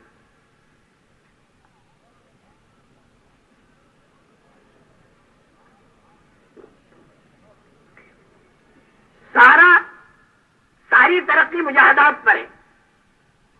والذین جاہدوا فینا لنہدینہم سبلنا وإن اللہ لمع المحسنین. اللہ کی نسبت پر تکلیفوں کا اٹھانا، خواہ بہا کی تکلیف اٹھانے سے کوئی ترقی نہیں ہوگی. خواہ بہا آدمی سردی برداشت کرے، خواہ بہا گرمی برداشت کرے، کوئی ترقی نہیں. 15 لاکھ روپے پانی میں بہا دے کہ میں نے قربانی دے دی، کوئی اس میں ترقی نہیں، بلکہ گنہگار ہوگا. ترقی تو اس تکلیف اٹھانے میں ہے اور اس قربانی میں ہے جو اللہ کے حکموں کے مطابق ہو، اس کے اندر ترقی ہے اس انسان کی. اللہ کے حکموں کو توڑ کر کوئی تکلیف اٹھائے یا بغیر حکم الہی کے کوئی تکلیف اٹھائے، وہ تکلیف اٹھانا جوگی پنے کی تکلیف ہے. حضرت عبداللہ بن عمرو بن عاص رضی اللہ تعالیٰ عنہما کی شادی ہو گئی. تعلق دیکھ، مجاہدہ ہر ایک کا الگ الگ ہوتا ہے. بعضوں کا مجاہدہ تو بیوی بچوں کو چھوڑ کر عبادت اور دعوت پہ لگنا. حضرت عمرو بن عاص، حضرت عبداللہ رضی اللہ تعالیٰ عنہ عبادت کرتے کرتے اللہ کا اتنا تعلق ہو چکا تھا کہ انہیں عبادت، ذکر، تلاوت، روزہ بڑا لطف آتا تھا، مزہ آتا تھا. اس کا چھوڑنا ان کے لیے مجاہدہ تھا. شادی ہو گئی، کئی دن ہو گئے، بیوی کو چھوا تک نہیں. ان کی بیوی سے ان کے ابا نے پوچھا کیسا پایا میرے بیٹے کو؟ کہ بہت اچھے ہیں، بہت اچھے ہیں، ساری رات خدا کی عبادت کرتے، دن بھر روزہ رکھتے، اشارہ کر دیا مجھے چھوا نہیں اب تک. رسول کریم صلی اللہ علیہ وسلم کو خبر دی، بلایا، پوچھا، انہوں نے ساری بات بتائی کہ آج میرے کو شابشی ملے گی کیونکہ میں اتنی عبادت کرتا ہوں. رسول پاک صلی اللہ علیہ وسلم نے بجائے شابشی دینے کے لیے فرمایا کہ اسے کم کرو، روزے کم رکھو، رات کو سویا بھی کرو، بیوی کے پاس بھی جایا کرو، کھانا بھی کھایا کرو، یہ ان سے فرمایا. اور فرمایا ان لنفسک علیک حقا وان لزوجک علیک حقا وان لعینک علیک حقا وان لزورک علیک حقا وان لجسدک علیک حقا. تیرے بدن کا بھی، تیری آنکھوں کا بھی حق ہے، تیری بیوی کا بھی حق ہے، تیرے ملنے والوں کا بھی حق ہے.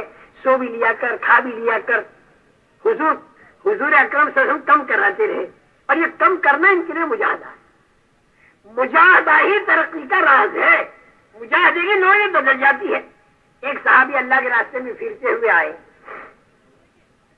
پتہ نہیں کتنی مدت کے بعد آئے، بیوی انتظار میں تھی. گھر آئے، بیوی خوش ہو گئی، میاں آئے. بیوی سے یوں کہا کہ اگر تو کہے تو میں 2 رکعت نماز پڑھ لوں. ان کا پڑھ لو. اب نماز کی نیت باندھی تو ساری رات نماز میں لگ گئی 2 رکعت میں، اور اس کے بعد سلام پھیر کے فجر کی نماز کے لیے چل دی.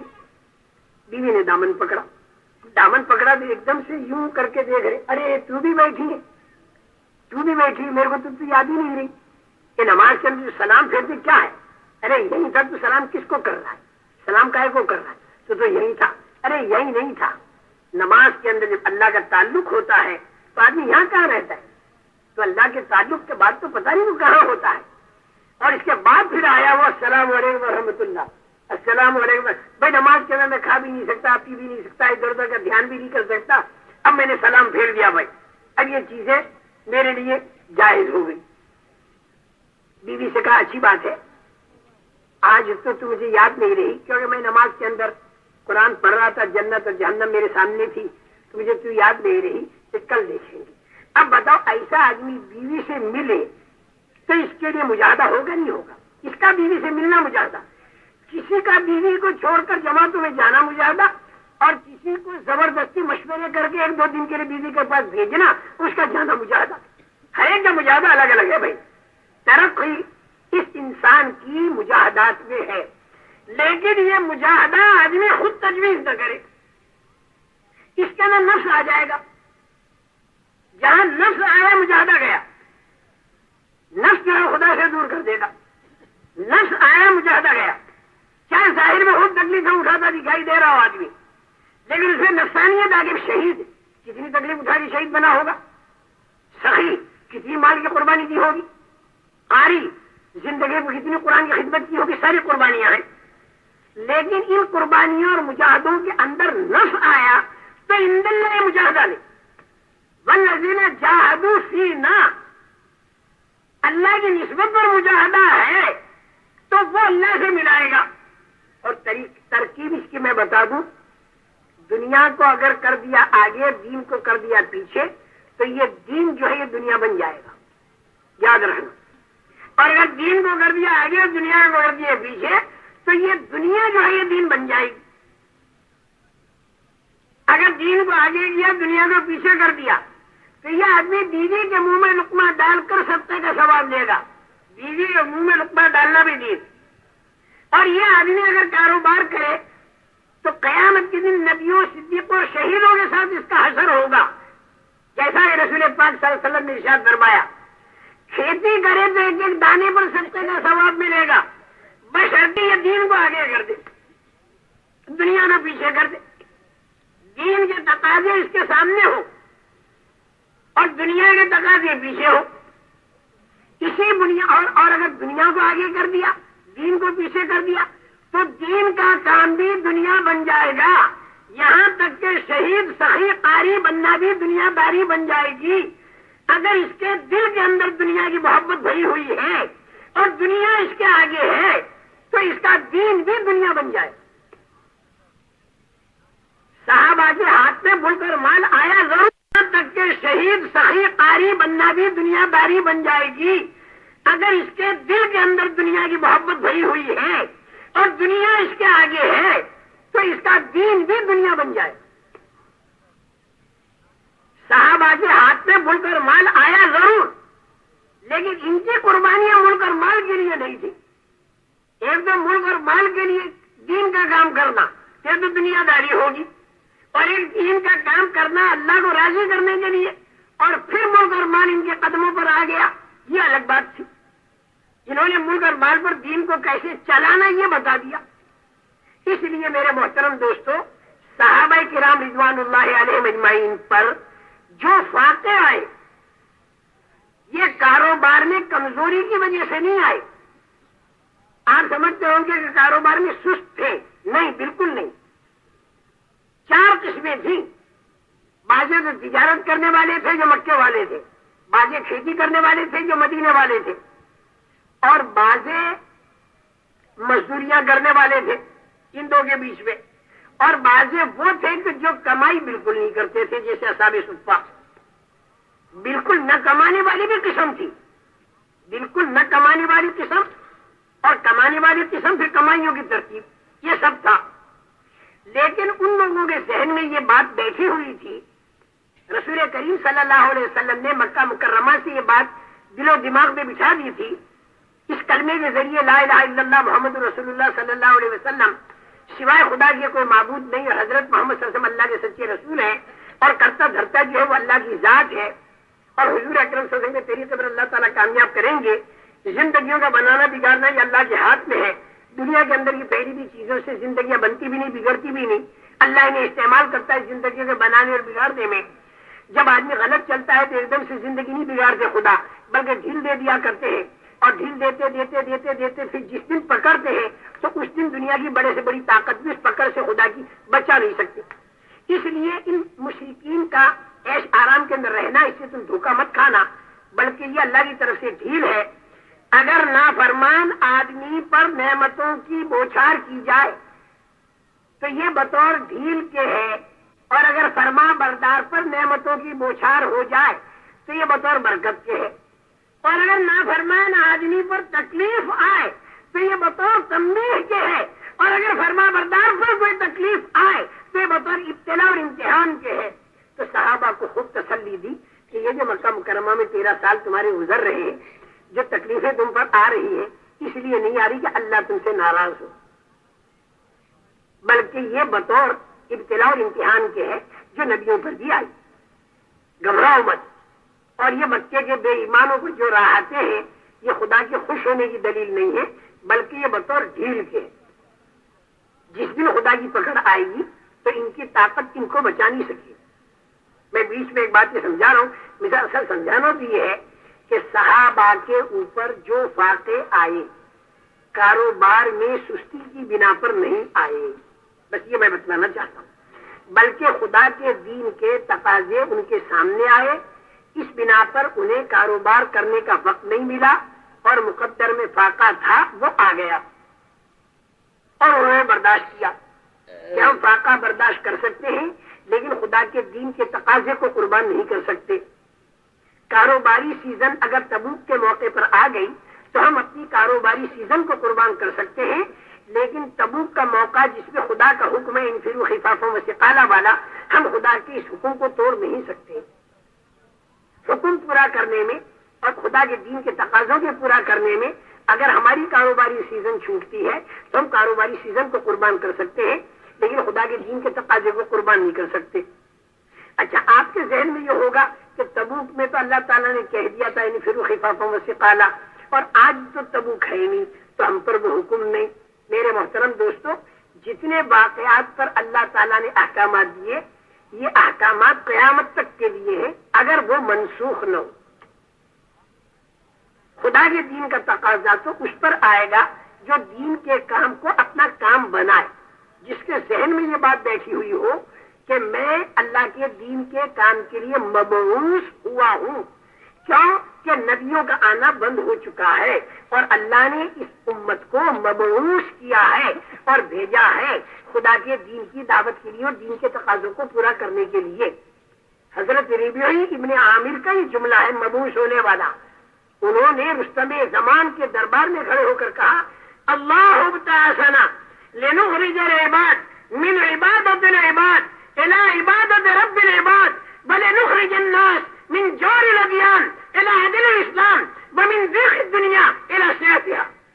اللہ نے ہم کو بھیجا ہے، اللہ نے ہم کو مبعوث کیا ہے تاکہ بندوں کو بندوں کی غلامی سے نکال دے اور خدا کی غلامی میں داخل کرے، اور مختلف طریقوں کے مظالم سے نکالے اور اسلام کے انصاف پہ داخل کرے، اور دنیا کی تنگی سے نکال کر دنیا کی فراخی میں داخل کرے۔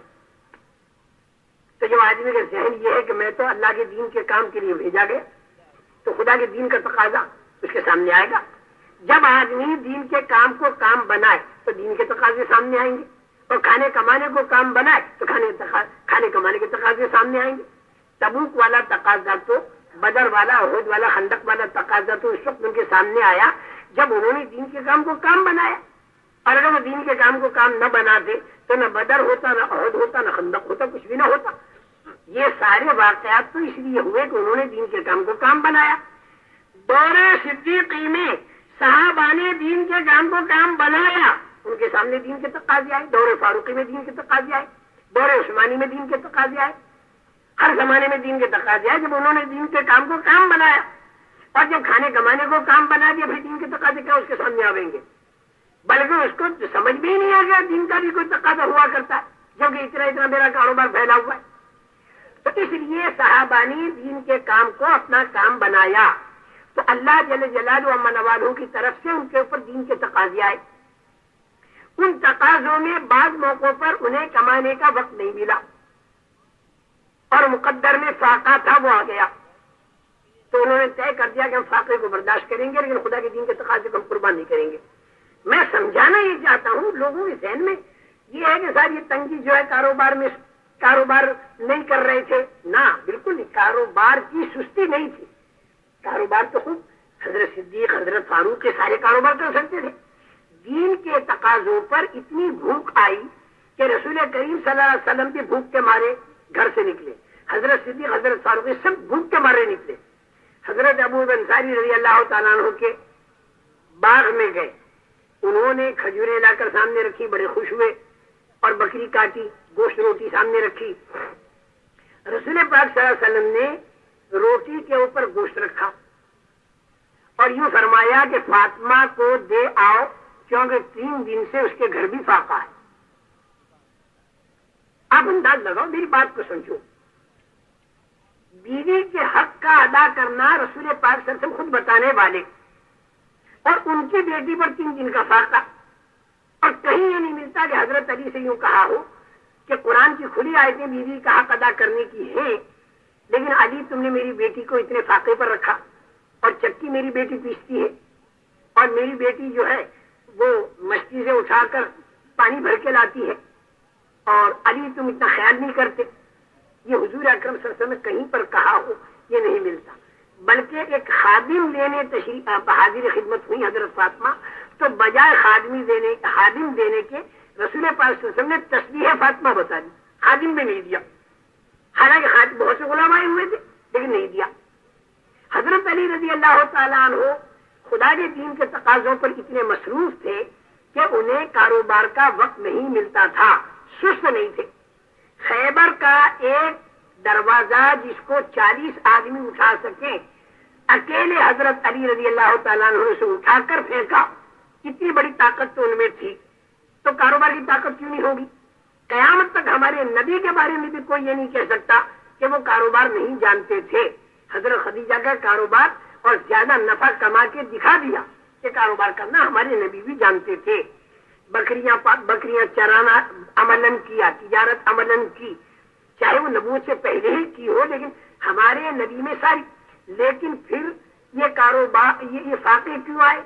کاروبار میں سستی کی بنا پر نہیں، بلکہ خدا کے دین کے تقاضوں پر کھڑے ہوئے اور مقدر میں فاقہ تھا، کاروبار کا وقت نہیں ملا، اس فاقے کو برداشت کیا، خدا کے دین کے تقاضوں کو قربان نہیں کیا۔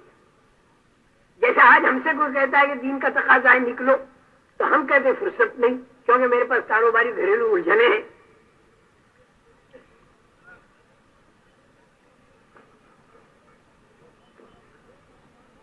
حضرت علی سے بھی اگر کوئی یہ کہے کہ اہلیہ محترمہ پر واقعہ ہے کچھ کاروبار تو کرو، تو ان کا زبان حال یہ بتا رہی تھی کہ کاروبار تو میں کروں ٹھیک ہے لیکن میں کیا کروں، کچھ دین کے تقاضے اتنے آ گئے کہ میرے کو کاروبار کی فرصت ہی نہیں ملی۔ لیکن جب حد درجے فاقہ پہنچ گیا حضرت فاطمہ رضی اللہ تعالیٰ عنہا کا، اور حضرت امام حسن حضرت امام حسین بھی دودھ پینے کے زمانے میں فاقے میں آ گئے، یہاں تک کہ ماں کی چھاتی کا دودھ بھی نہیں ملا اور بکری کا دودھ بھی نہیں ملا۔ اب حضرت علی مزدوری کرنے تشریف لے گئے اور ایک مٹھی پر کھجوریں حاصل ہو گئی تو واپس آ گئے۔ ان کا بہت شدید ضرورت پیش آ گئی، اب میرے کو کاروبار کرنا چاہیے۔ اور وہ باغ والا کہتا ہے ایک ڈول پر ایک کھجور، مٹھی بھر کے چلے آئے۔ باغ والا کہتا میرا کام تو بنا نہیں، تو کہا تیرا بنے نہ بنے میرا تو بن گیا، میرا تو کام بن گیا۔ 3 دن کے فاقے کے بعد ایک مٹھی پر کھجوریں، 3 دن کا انتظام ہو گیا میرا۔ ان کا اب اگر تم میرا ڈول کھینچو تو ایک ڈول پر 2 کھجوریں دوں گا۔ حضرت علی کا مجھے نہیں چاہیے، ڈبل مزدوری مل رہی، وہاں تو کمانا مقصود ہی نہیں تھا، وہاں تو مقصود دین کا کام تھا۔ کمانا، کھانا، کاروبار، گھر، یہ ایک ضرورت کی چیز تھی، اس میں لگتے تھے بقدر ضرورت۔ کام نہیں تھا، وہ کام تو دین ہی کا تھا اصل. لیکن حضور اکرم صلی اللہ علیہ وسلم نے حضرت علی سے ہی نہیں کہا کہ میری بیٹی پر فاقے کیوں آئے، اور پھر بھی بیوی کا حق ادا ہو رہا ہے.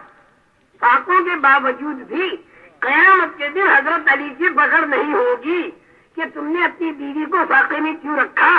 اس لیے کہ بیوی کا بھی یہ ذہن تھا کہ اللہ کا دین دنیا کے اندر زندہ ہو جائے، اس کے لیے اللہ نے ہم کو بھیجا ہے.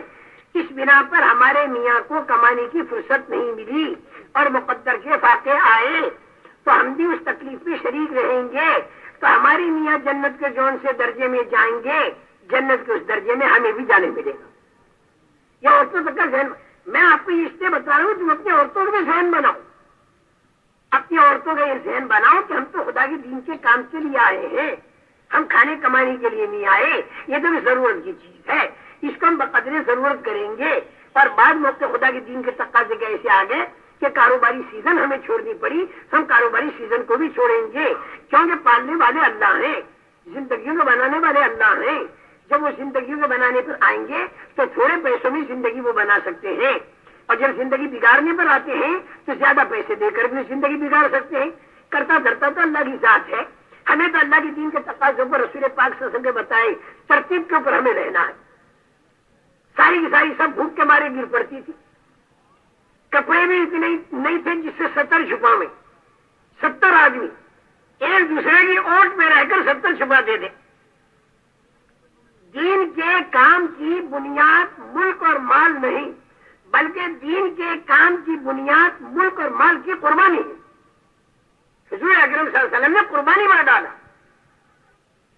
دین زندہ ہوگا قربانی سے، اور جب دین زندہ ہوگا تو دنیا بھر کے اندر امن و امان ہوگا. یہ ساری پریشانی بے دینی کی بنیاد پر ہے. اگر دینداری آ جائے تو ساری پریشانیاں خدا دنیا کی بھی ختم کرے گا. برکتوں کا آنا، دلوں میں چین کا آنا، یہ سارا دینداری کی بنیاد پر ہوگا. اور دینداری آ نہیں سکتی جب تک کہ جان اور مال کی قربانی نہ دی جائے. دین کی بنیاد قربانی ہے. لوگوں کے ذہن میں دور فاروق ہی رہتا ہے کہ صاحب انہوں نے مال دیا، کسی کے 5,000، کسی کو 10,000، کسی کو 12,000 مال دیا. میرے محترم دوستوں، دور فاروقی جو ہے یہ پھلوں کا زمانہ ہے، اور دور نبوی اور دور صدیقی یہ جڑ بنیاد کا زمانہ ہے. جڑ بنیاد کا زمانہ. جڑ بنیاد کے زمانے میں مال کو بنیاد بنا کر دین کا کام نہیں کیا، قربانیوں پر کھڑا کیا. حضرت عمر کے زمانے میں تو ملک اور مال آیا، اور اتنا آیا جس کی کوئی حد نہیں. اب انہوں نے بیٹھ کر یہ مشورہ کیا جس کا کرنا کیا، وہ مشورے سے ترتیب قائم کر دی. مال دے کر دین کا کام نہیں کرایا، بلکہ دین کا کام قربانیوں سے کرنے پر مال آیا تو اس کی تقسیم کر دی حضرت عمر نے. یہ بہت بڑا مغالطہ پوری دنیا کو لگتا ہے. حضرت عمر کا جو دور ہے یہ دور نمونہ اس وقت بنے گا جب دین چل پڑے. دین کو اگر چلانا ہے تو دور نبوی اور دور صدیقی نمونہ بنے گا. دین کے جڑ بنیاد کا دور نبوی، دور صدیقی. ذہن میں آپ کے یہ ہوگا کہ مال تھا ہی نہیں تو دیتے کیسے، یہ کہنا بھی غلط ہے. اللہ کی طرف سے پیشکش ہے رسول پاک صلی اللہ علیہ وسلم کو. اگر چاہو تو پہاڑوں کو سونا، چاندی اور ہیرا بنا دے. بہت آسان تھا. سونا چاندی کاٹ کاٹ کے دیتے، لوگ دین کا کام کرتے. لیکن حضور اکرم صلی اللہ علیہ وسلم اسے منظور نہیں کیا. ایک دن کھانا ملے گا، کھا کر دین کا کام کروں گا، دوسرے دن بھوکا رہ کر دین کا کام کروں گا، اس کا انکار کر دیا. حالانکہ پیشکش اللہ کی طرف سے ہے. اللہ جب بتا دے رہے تو حلال کا ہی ہے نا، اللہ حرام کا بھی نہیں دیں گے. انکار کر دیا. اس لیے کہ رسول پاک صلی اللہ علیہ وسلم یہ بنیاد قائم فرما رہے ہیں قیامت تک کے لیے کہ اگر یہ سونا چاندی بن جاتا، اس کے ٹکڑے کاٹ کر لوگوں کو دے کر دین کا کام لیا جاتا، تو پھر لوگ دین کا کام سونے چاندی کے لیے کرتے، اللہ کے لیے نہ کرتے. تو دین میں دین پناہ نہ آتا، اور دین میں اتنی طاقت نہ آتی جس کے سامنے قیصر اور کسریٰ کی طاقتیں زیر ہوئی. یہ دین میں جو اتنی طاقت آتی ہے یہ اللہ کی نسبت سے آتی ہے. اگر سونا چاندی دے کر کام دین کا کرایا تو لوگ سونے چاندی کے لیے دین کا کام کریں گے, اللہ کے لیے دین کا کام نہیں کریں گے. تو دین کے کام میں طاقت دی رہے گی. اس بنا پر حضور اکرم صلی اللہ علیہ وسلم نے فاقوں پر اور تنگی ترشیوں پر صحابہ کو کام کرنے کے لیے کھڑا کیا. قانونی طور پر کسی کو کچھ دینا طے نہیں تھا, ضابطہ نہیں تھا. اخلاقی طور پر اگر کسی تنگ دستی دور کی جائے, اللہ کے راستے میں جا رہا ہے ایک آدمی تو مال والوں کی بنیاد پر نہیں جا رہا, اور میں تو فاقہ برداشت کروں گا, دین کا تقاضا پورا کروں گا. 7 سفر ٹڈیاں کھا کر کرنے پڑے تو صحابہ نے کیے. پتے چاپ کر انہوں نے دین کا کام کیا, ان کا دین کا کام اثر ہے. کسی غریب کا ذہن مالدار کے مال کی طرف نہیں جاتا تھا. ہر غریب کا ذہن یہ تھا کہ جب خدا کہتا اپنی جان اور اپنا مال, تو بھائی میرے پاس مال نہیں ہے تو میں پتے چاپ کر دین کا کام کروں گا, دین کا تقاضا نہیں چھوڑوں گا. اس غریب کو کھلانا یہ ضابطے میں نہیں تھا, لیکن مالدار اخلاق والا تھا. اس لیے اس نے کہہ دیا کہ جب تک میرے پاس کھانا ہے میں اور تو ساتھ میں کھائیں گے, اور جب میرا کھانا ختم ہو جائے تو پتے چاپنا میرا اور تیرا ساتھ میں ہوگا, میں اور تو ساتھ میں پتے چاپیں گے. یہ اخلاق کے خلاف ہے کہ ہم تو کھانا اور تو چاہے پتے نہ. تو اخلاقی طور پر دینا, اس میں تو پوری سیرت آپ کو ملے گی اور پورا قرآن و حدیث آپ کو ملے گا. انفقو, خرچ کرو. لیکن قانونی طور پر تو زکات ہی فرض ہے. دیکھیں ایک بات میری سمجھیں, پورے قرآن میں حدیث میں پوری سیرت میں آپ کو 2 باتیں ملیں گی. کچھ احکامات تو وہ ملیں گے جو قانونی ہیں, کچھ احکامات وہ ملیں گے جو اخلاقی ہیں. قانونی احکامات کو آج کل کی اصطلاح میں سمجھو فتویٰ, اور اخلاقی احکامات کو آج کل کی اصطلاح میں سمجھو تقویٰ. ایک ہوتا ہے فتویٰ, ایک ہوتا ہے تقویٰ. ایک ہوتے بارڈر یعنی حدود شریعت, اور ایک ہوتا ہے مزاج شریعت. شریعت کا مزاج جو ہے وہ سادگی ہے بالکل. شریعت کا جو مزاج ہے تقوی کی لائن کا مزاج ہے, اخلاق کی لائن کا مزاج ہے. دنیا کے اندر جو دین پھیلے گا وہ اخلاق سے پھیلے گا. فتویٰ تو حدود کو بتائے گا. حضرت عمر فاروق رضی اللہ تعالیٰ عنہ کے زمانے میں باوجود کہ مال بے انتہا آیا, لیکن حضرت عمر نے سادگی پر سب کو باقی رکھا. پورے مدینے میں پکا مکان بننے نہیں دیا, کھانا کپڑا شادی سب کو سادہ رکھا. یہاں تک کہ بیٹے نے دعوت کی اور گوشت میں گھی ڈالا. حضرت عمر نے کہا میں نہیں کھاؤں گا. 2 سالن جمع ہو گئے. 2 سالن ہوں گے تو عمر نہیں ہوگا, انکار کر دیا. صدیق اکبر نے پانی مانگا, شہد ملا کر دیا گیا. تو حضرت صدیق رونے لگے کہ جب پانی سے ضرورت پوری ہوتی ہے تو شہد کو کیوں ملایا. یہ تھی وہ تقوی والی لائن, یہ تھا وہ مزاج شریعت. دین کے کام میں لگنے سے پہلے جون سی سادگی رسول پاک صلی اللہ علیہ وسلم کے دور میں تھی وہ مطلوب ہے جب دنیا قدموں پر آ جائے تب بھی. یہ حضرت عمر نے بتا دیا. حضرت عمر حرام نہیں سمجھتے تھے. ایک دسترخوان پر 4 سالن جمع ہو تو حضرت عمر سے حرام نہیں سمجھتے تھے. حضرت صدیق بھی حرام نہیں سمجھتے تھے, ورنہ تو قرآن کے خلاف ہوگا. لما تحرم ما احل اللہ لک, ارے جس کو اللہ نے حلال کیا اسے آپ کون حرام کرنے والے. اللہ کے نبی تک کو جب منع کر دیا تو خلفائے راشدین کسی حلال کو حرام تھوڑی کہیں گے.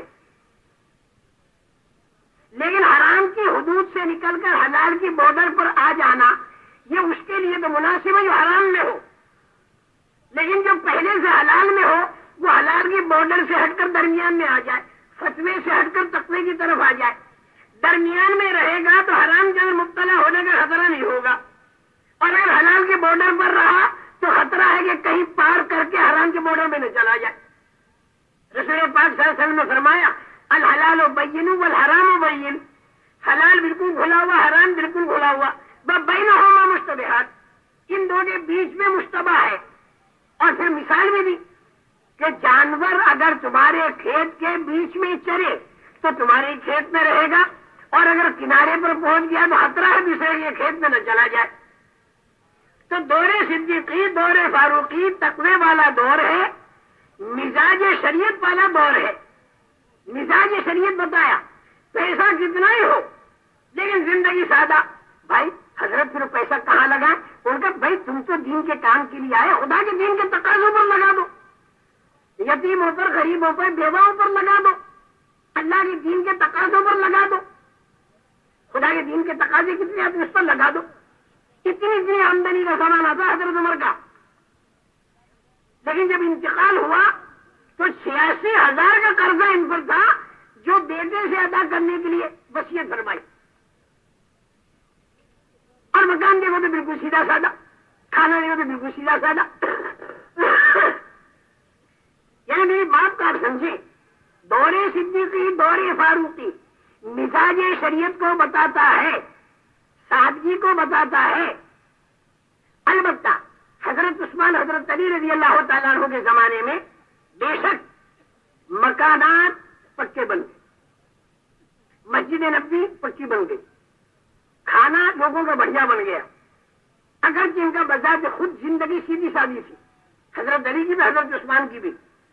हजरत अली कूफे में है और एक चादर है और सर्दी में झुझर रहे, किसी ने कहा हजरत बड़े बड़े बढ़िया किस्म के कंबल आए उसे ले ले में, फरमाया कि ये चादर भी मदीने से लाया हूं जो मेरी है, इज्तिमाई माल को मैं नहीं लूंगा। इज्तिमाई माल को वो लोग ऐसा समझते थे जैसे यतीम का माल, इज्तिमाई माल को अपनी जात के ऊपर लगाना वो लोग बहुत बुरा समझते थे। हजरत उमर की एक बच्ची हजरत उमर के सामने आई, हिल रही थी, बड़ी कमजोर, पूछा ये किसकी है? तो साहबजादे ने कहा हजरत आप ही की तो है। अरे ये ऐसी क्यों बन गई? बिल्कुल दुबली पतली, बिल्कुल गिर रही। कहा आप ही की वजह से बन रही, इसलिए कि आप बहुत तंगी के साथ खर्च दिया करते हैं इसलिए बन गई। तो हजरत उमर ने फरमाया कि तेरी कमाई से इसका इलाज करा, तेरी कमाई से इसको खाना खिला, तू इसके इंतजार में मत रहे, इज्तिमाई माल में से मैं तेरे को दूंगा। मना कर दिया। इज्तिमाई माल को तो हजरत उमर कहते थे बैतुल माल का जो इज्तिमाई माल है वो तो यतीम के माल की तरह से है। अरे कोई यतीम बच्चा और उसका बड़ा लंबा चौड़ा कारोबार फैला हुआ हो, अगर कोई आदमी उसकी खैर खबर लेता है, अगर खुद खाता पीता है तो उसमें से कुछ न ले, और अगर भाई खुद भी कमजोर है, मोहताज है, तो बकदर जरूरत ले ले। तो इज्तिमाई माल में से तो बकदर जरूरत लेने की इजाजत है, और भाई जिसको नहीं है, जिसको जरूरत वो न ले। ये हजरत उमर का जहन था, उसे यतीम का माल करार देते थे। ये हजरत अली का भी जहन था रज़ी अल्लाह तआला अन्हु। सर्दी में ठिठुर रहे लेकिन इज्तिमाई माल में से कंबल लेकर अपने ऊपर नहीं डाल रहे।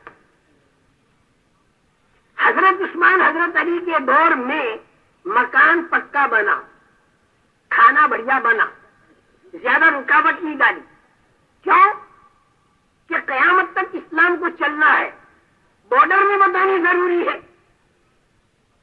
वरना अगर चारों खुलफा एक बात पर आ जाते कि बिल्कुल सादगी, तब कोई नए नए खुशहाल किस्म के लोग मुसलमान बनते तो बेचारे परेशान हो जाते। उनका सब कच्चे मकान में, झोपड़े में रहना मुश्किल, और कच्ची मस्जिदों में हमें नमाज पढ़ना मुश्किल, और भाई चटनी रोटी हमें खानी पड़ी तो हमारे बस में नहीं, तो वो लोग इस्लाम से महरूम हो जाते। इसलिए बॉर्डर का बताना भी जरूरी था। इसलिए कि रसूल पाक सल्लल्लाहु अलैहि वसल्लम ये बता गए कि अलैकुम बिसुन्नती व सुन्नतिल खुलफाए राशिदीन, तुम लोग मेरे तरीके को मजबूत पकड़ो और मेरे बाद खुलफाए राशिदीन के तरीके को मजबूत पकड़ो। हुजूर अकरम सल्लल्लाहु अलैहि वसल्लम का जमाना असल जमाना है और सारे नबियों का जमाना बतौर तमहीद के है, और खुलफाए राशिदीन का जमाना बतौर ततिम्मे के है। अब कयामत तक जो हमें करना होगा इसके लिए तमहीद तो नबियों का दौर होगा, और पूरा कौन नबियों की दावत को पेश करता है कि बाप को कैसे दावत दे, इब्राहिम अलैहिस्सलाम ने बताया, बेटों को कैसे दावत दे, नूह अलैहिस्सलाम ने बताया, कौमों को कैसे दावत दे, सारे नबियों ने बताया। ये बतौर तमहीद के है। जब कोई बड़ा आने वाला होता है तो छोटे पहले आया करते हैं। कोई बड़ा रूहानी या जिस्मानी लाइन का बड़ा आने वाला होता है तो कितने महीनों पहले उसका इंतजाम होता है। اس کے بعد وہ بڑا تھوڑے وقت کے لیے آتا ہے اور پھر آ کے وہ چلا جایا کرتا ہے اور بعد والے اس کی ترتیب دیا کرتے ہیں. ایک بہت بڑے نبی آنے والے تھے, ان کی آمد کا پہلے سے اطلاع تھی سارے نبیوں کو. وَإِذْ أَخَذَ اللَّهُ مِيثَاقَ النَّبِيِّينَ, یہ سب سے معاہدہ لیا گیا تھا کہ ایک نبی آگے آنے والے ہیں, کیا تم ان کی بات مانو گے, کیا تم ان کے اوپر ایمان لاؤ گے؟ تو سب نے اس کا اقرار کیا اور قیامت تک آنے والوں کو تمہید باندھ کے بتا دی کہ نبیوں کے بات کے نہ ماننے والے بڑی طاقت اور مال والے بھی تباہ اور برباد ہوئے اور نبیوں کی بات کے ماننے والے کمزور قسم کے کامیاب ہوئے. یہ تمہید باندھ کے بتا دی قیامت تک کے لیے. اور پھر وہ بڑے نبی آ گئے اور انہوں نے قیامت تک کے لیے اپنے زمانے کے اندر ساری ترتیب قائم فرمائی اور 23 سال میں آگے تشریف لے گئے. آنے خلفائے راشدین جو ہے ان کا دور آیا, اس کو تتمے کے طور پر رسول پاک صلی اللہ علیہ وسلم نے بتا دیا, علیکم بسنتی وسنت الخلفاء الراشدین, قیامت تک کے لیے. اس لیے چاروں خلفاء کا جو دور ہوگا اس میں اصول الگ الگ نہیں رہیں اور سب کی ضرورت ہے. دور صدیقی اور دور فاروقی یہ تو بتاتا ہے مزاج شریعت کو اور تقوی کو بتاتا ہے, اور دور عثمانی اور دور علوی جو ہے یہ بتاتا ہے فتوے کو یعنی حدود شریعت کو. قیامت تک کے لیے بتا دیا کہ اگر پکا مکان بنائے کوئی اور اس کے اندر ریا نمود وغیرہ کوئی اور شرعی تقیدات کے خلاف نہ ہو تو پکا مکان بنانا جائز ہے, پکی مسجد بنانا جائز ہے, کئی قسم کے کھانا جائز ہے, بڑھیا کھانا بڑھیا کپڑا جائز ہے. فتوی حد بتا دی, جواز کی حد بتائی, کیونکہ لوگوں کو تو حرام کی حد سے لانا ہے تو اسے حلال کی حد پر پہلے لانا ہوگا. ایک دم سے اگر آپ بیچ میں لے آؤ گے تو وہ تو تنگ ہو جائے گا, پریشان ہو جائے گا. یہ بات اچھی طرح سمجھے. ہم لوگوں کو تو مزاج شریعت پر رہنا ہے اور جو نئے نئے لوگ آئیں گے نا تو ان کو تم حدود پر لے آؤ پہلے بیچاروں کو, اور دھیمے دھیمے دھیمے دھیمے وہ پھر آگے بڑھتے رہیں گے, پھر وہ سادگی پر آتے رہیں گے. اور ہم سادگی کے بارے میں بھی ایک دم سے نہیں کہتے, اگر ایک دم سے تم سادگی پر آ گئے اور تم سے برداشت, لیکن ہم جانتے ہیں کہ 5,000 10 آدمی نے لگا کے ایک علاقے میں کام کیا, پورے علاقے میں فضا بن گئی, مسجدیں بھرنی شروع ہو گئی. مالدار پہلے زکات نہیں دیتا تھا, دینے لگا, اب زکاتوں کا حساب کیا تو سالانہ 20 لاکھ روپیہ زکات کا اس علاقے میں ادا ہونے لگا. وہ کہاں جائے گا؟ یتیموں غریبوں میں جائے گا. اور وہ جماعت پھرنے والی میں خدا کی ذات اور صفات کا یقین پیدا ہوا. ہم کاروبار سے نہیں پلتے, ہم اللہ پالتا ہے. اللہ کے دین کے تقاضوں پر ہم اپنے کاروبار کو تبو کی طرح قربان کرتے ہوئے اللہ کے راستے میں پھریں گے. اللہ کے دینے کے بہت سے راستے ہیں ہمارے سامنے, تو اللہ کے دینے کا راستہ صرف کاروبار دکھائی دیتا ہے. ارے یہ تو ایک صورت ہے اور اللہ مصور ہے. ارے تو صورت سے کہاں جڑ رہا, تو مصور سے جڑ جا. اس مصور کے خزانے میں لاکھوں صورتیں ہیں, پتہ نہیں کہاں سے دے دی. اسے دینے کے بھی راستے بہت سے ہیں اگر وہ دینا طے کرے گا. اور اگر نہ دینے میں زیادہ مسئلے دے تیری, تنگی ترشی میں رہنے میں زیادہ مسئلے دے تیری, تو نہیں دے گا. گھبراہٹ کیوں ہے؟ حضرت عبد الرحمن بن عوف اور حضرت خباب بن الحارث یہ سارے کے سارے اخیر کے اندر بہت مال آیا ان کے پاس, اور جب ان کے مرنے کا وقت آیا ہے تو ہچکیاں مار مار کے حضرت سلمان ہو رہے. اور حضور اکرم صلی اللہ علیہ وسلم نے ہم سے کہا تھا, لوگوں نے تسلی دی کہ حضرت حضور کے آپ صحابی ہیں اور ابھی حضور آپ کی ملاقات ہو جائے گی اور آپ حوض کوثر پر جائیں گے. انہوں نے کہا کہ حضور اکرم صلی اللہ علیہ وسلم ہمیں یہ بتلا گئے کہ ہمیں تو ایسا بن کے رہنا چاہیے جیسے کہ گھوڑے سوار سایہ لینے کے لیے برف کے نیچے ہو.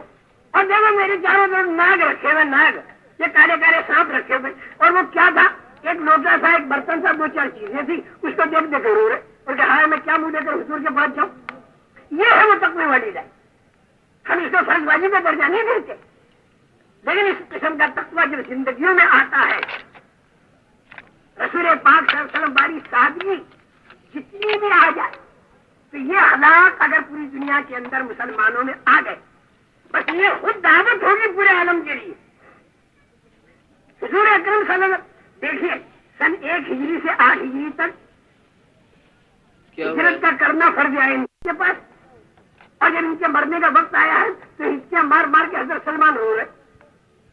اور حضور اکرم صلی اللہ علیہ وسلم نے ہم سے کہا تھا, لوگوں نے تسلی دی کہ حضرت حضور کے آپ صحابی ہیں اور ابھی حضور آپ کی ملاقات ہو جائے گی اور آپ حوض کوثر پر جائیں گے. انہوں نے کہا کہ حضور اکرم صلی اللہ علیہ وسلم ہمیں یہ بتلا گئے کہ ہمیں تو ایسا بن کے رہنا چاہیے جیسے کہ گھوڑے سوار سایہ لینے کے لیے برف کے نیچے ہو. اور دیکھو میرے چاروں طرف ناگ رکھے ہوئے, ناگ یہ کالے کالے سانپ رکھے ہوئے, اور وہ کیا تھا, ایک لوٹا تھا, ایک برتن تھا, 2-4 چیزیں تھی, اس کو دیکھ دیکھ رو رہے اور کہ ہاں میں کیا منہ دے کر حضور کے پاس جاؤں. یہ ہے وہ تقوی والی لائن. ہم اس کو فرض واجب کا درجہ نہیں دیتے, لیکن اس قسم کا تقوی جب زندگیوں میں آتا ہے, رسول پاک صلی اللہ علیہ وسلم باری سادگی جتنی بھی آ جائے تو یہ حالات اگر پوری دنیا کے اندر مسلمانوں میں آ گئے, بس یہ خود دعوت ہوگی پورے عالم کے لیے. حضور اکرم صلی اللہ علیہ وسلم دیکھیے سن 1 ہجری سے 8 ہجری تک ہجرت کا کرنا فرض عین تھا تاکہ اسلامی زندگی عملی طور سے کسی ایک جگہ پر قائم ہو جائے. یہ مدینہ منورہ تھا, اس نے سکھانے کے لیے مسجد نبوی تھی. ایک لڑکے نے گیا. اب یہ حالات باہر والے اگر دیکھتے تھے اور وہ مسلمان بنتے تھے, الگ کر دوں وہ لوگ دیکھتے تھے کہ یہ تو وہ نہیں, آواز میں کچھ قسم ہے نہیں مہاجرین اور انصار کی کہ جو پانی کے گھاٹ کے اوپر خاندانوں کو قتل کرنے نہیں والی, ہوتا بھائی صاحب. اور یہ قسم اگر ہلاک والی بنی کہ بھوکوں کو کھلانا, ننگوں کو پہنانا, یہ باقی جو زندگی آئی اس سے نہیں بند ہوتا, وہ اور کوئی نقص ہوگا. یہ مسجد میں کسی اب مسجد میں بند نہیں جائیں ہوتا اعمال بالکل. دیکھے, تعلیم لگاؤ کرتے یا نہ ایمان کی لگاؤ. باتیں اللہ سے ہوتا ہے, رہنے ایسے نہیں دیں ہوتا. بس روحانی پیسوں سے وہی مسلمان بن گئے. لیکن یہ ماحول بھائی صاحب یہ اس سے بند نہیں ہوتا. مدینے کا اور مسجد نبی کا ماحول, اس میں پوری دنیا کا حصہ. آپ تو عالمی نبی ہے اور 23 سال میں دنیا کا پردہ فرما جائیں گے, تو پوری دنیا کے بستے والے انسانوں کو جہنم سے بچانا اور ان کو جنت والے راستے پر لانا, اس کا کیا کیا جائے؟ اس کے لیے حضور اکرم صلی اللہ علیہ وسلم نے یہ انتظام فرمایا کہ بھائی اس پاکیزہ ماحول کو لے کر جماعتیں باہر جائیں.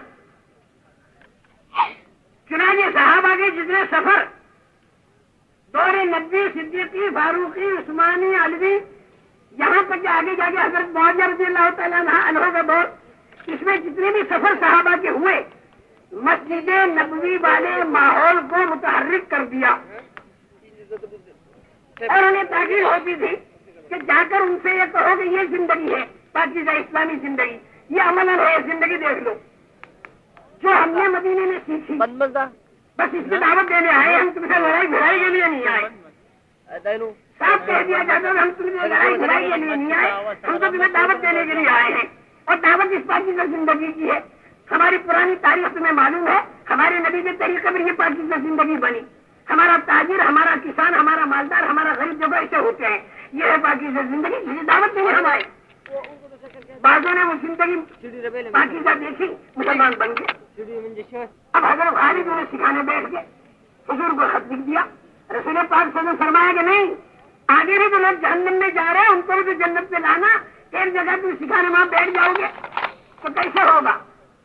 لیکن میں سکھانا بھی تو ضروری, اس کا انتظام یہ کیا کہ خالد تم کو چلے آؤ مدینہ تاکہ ہم تمہیں دوسری جگہ بھیج دیں.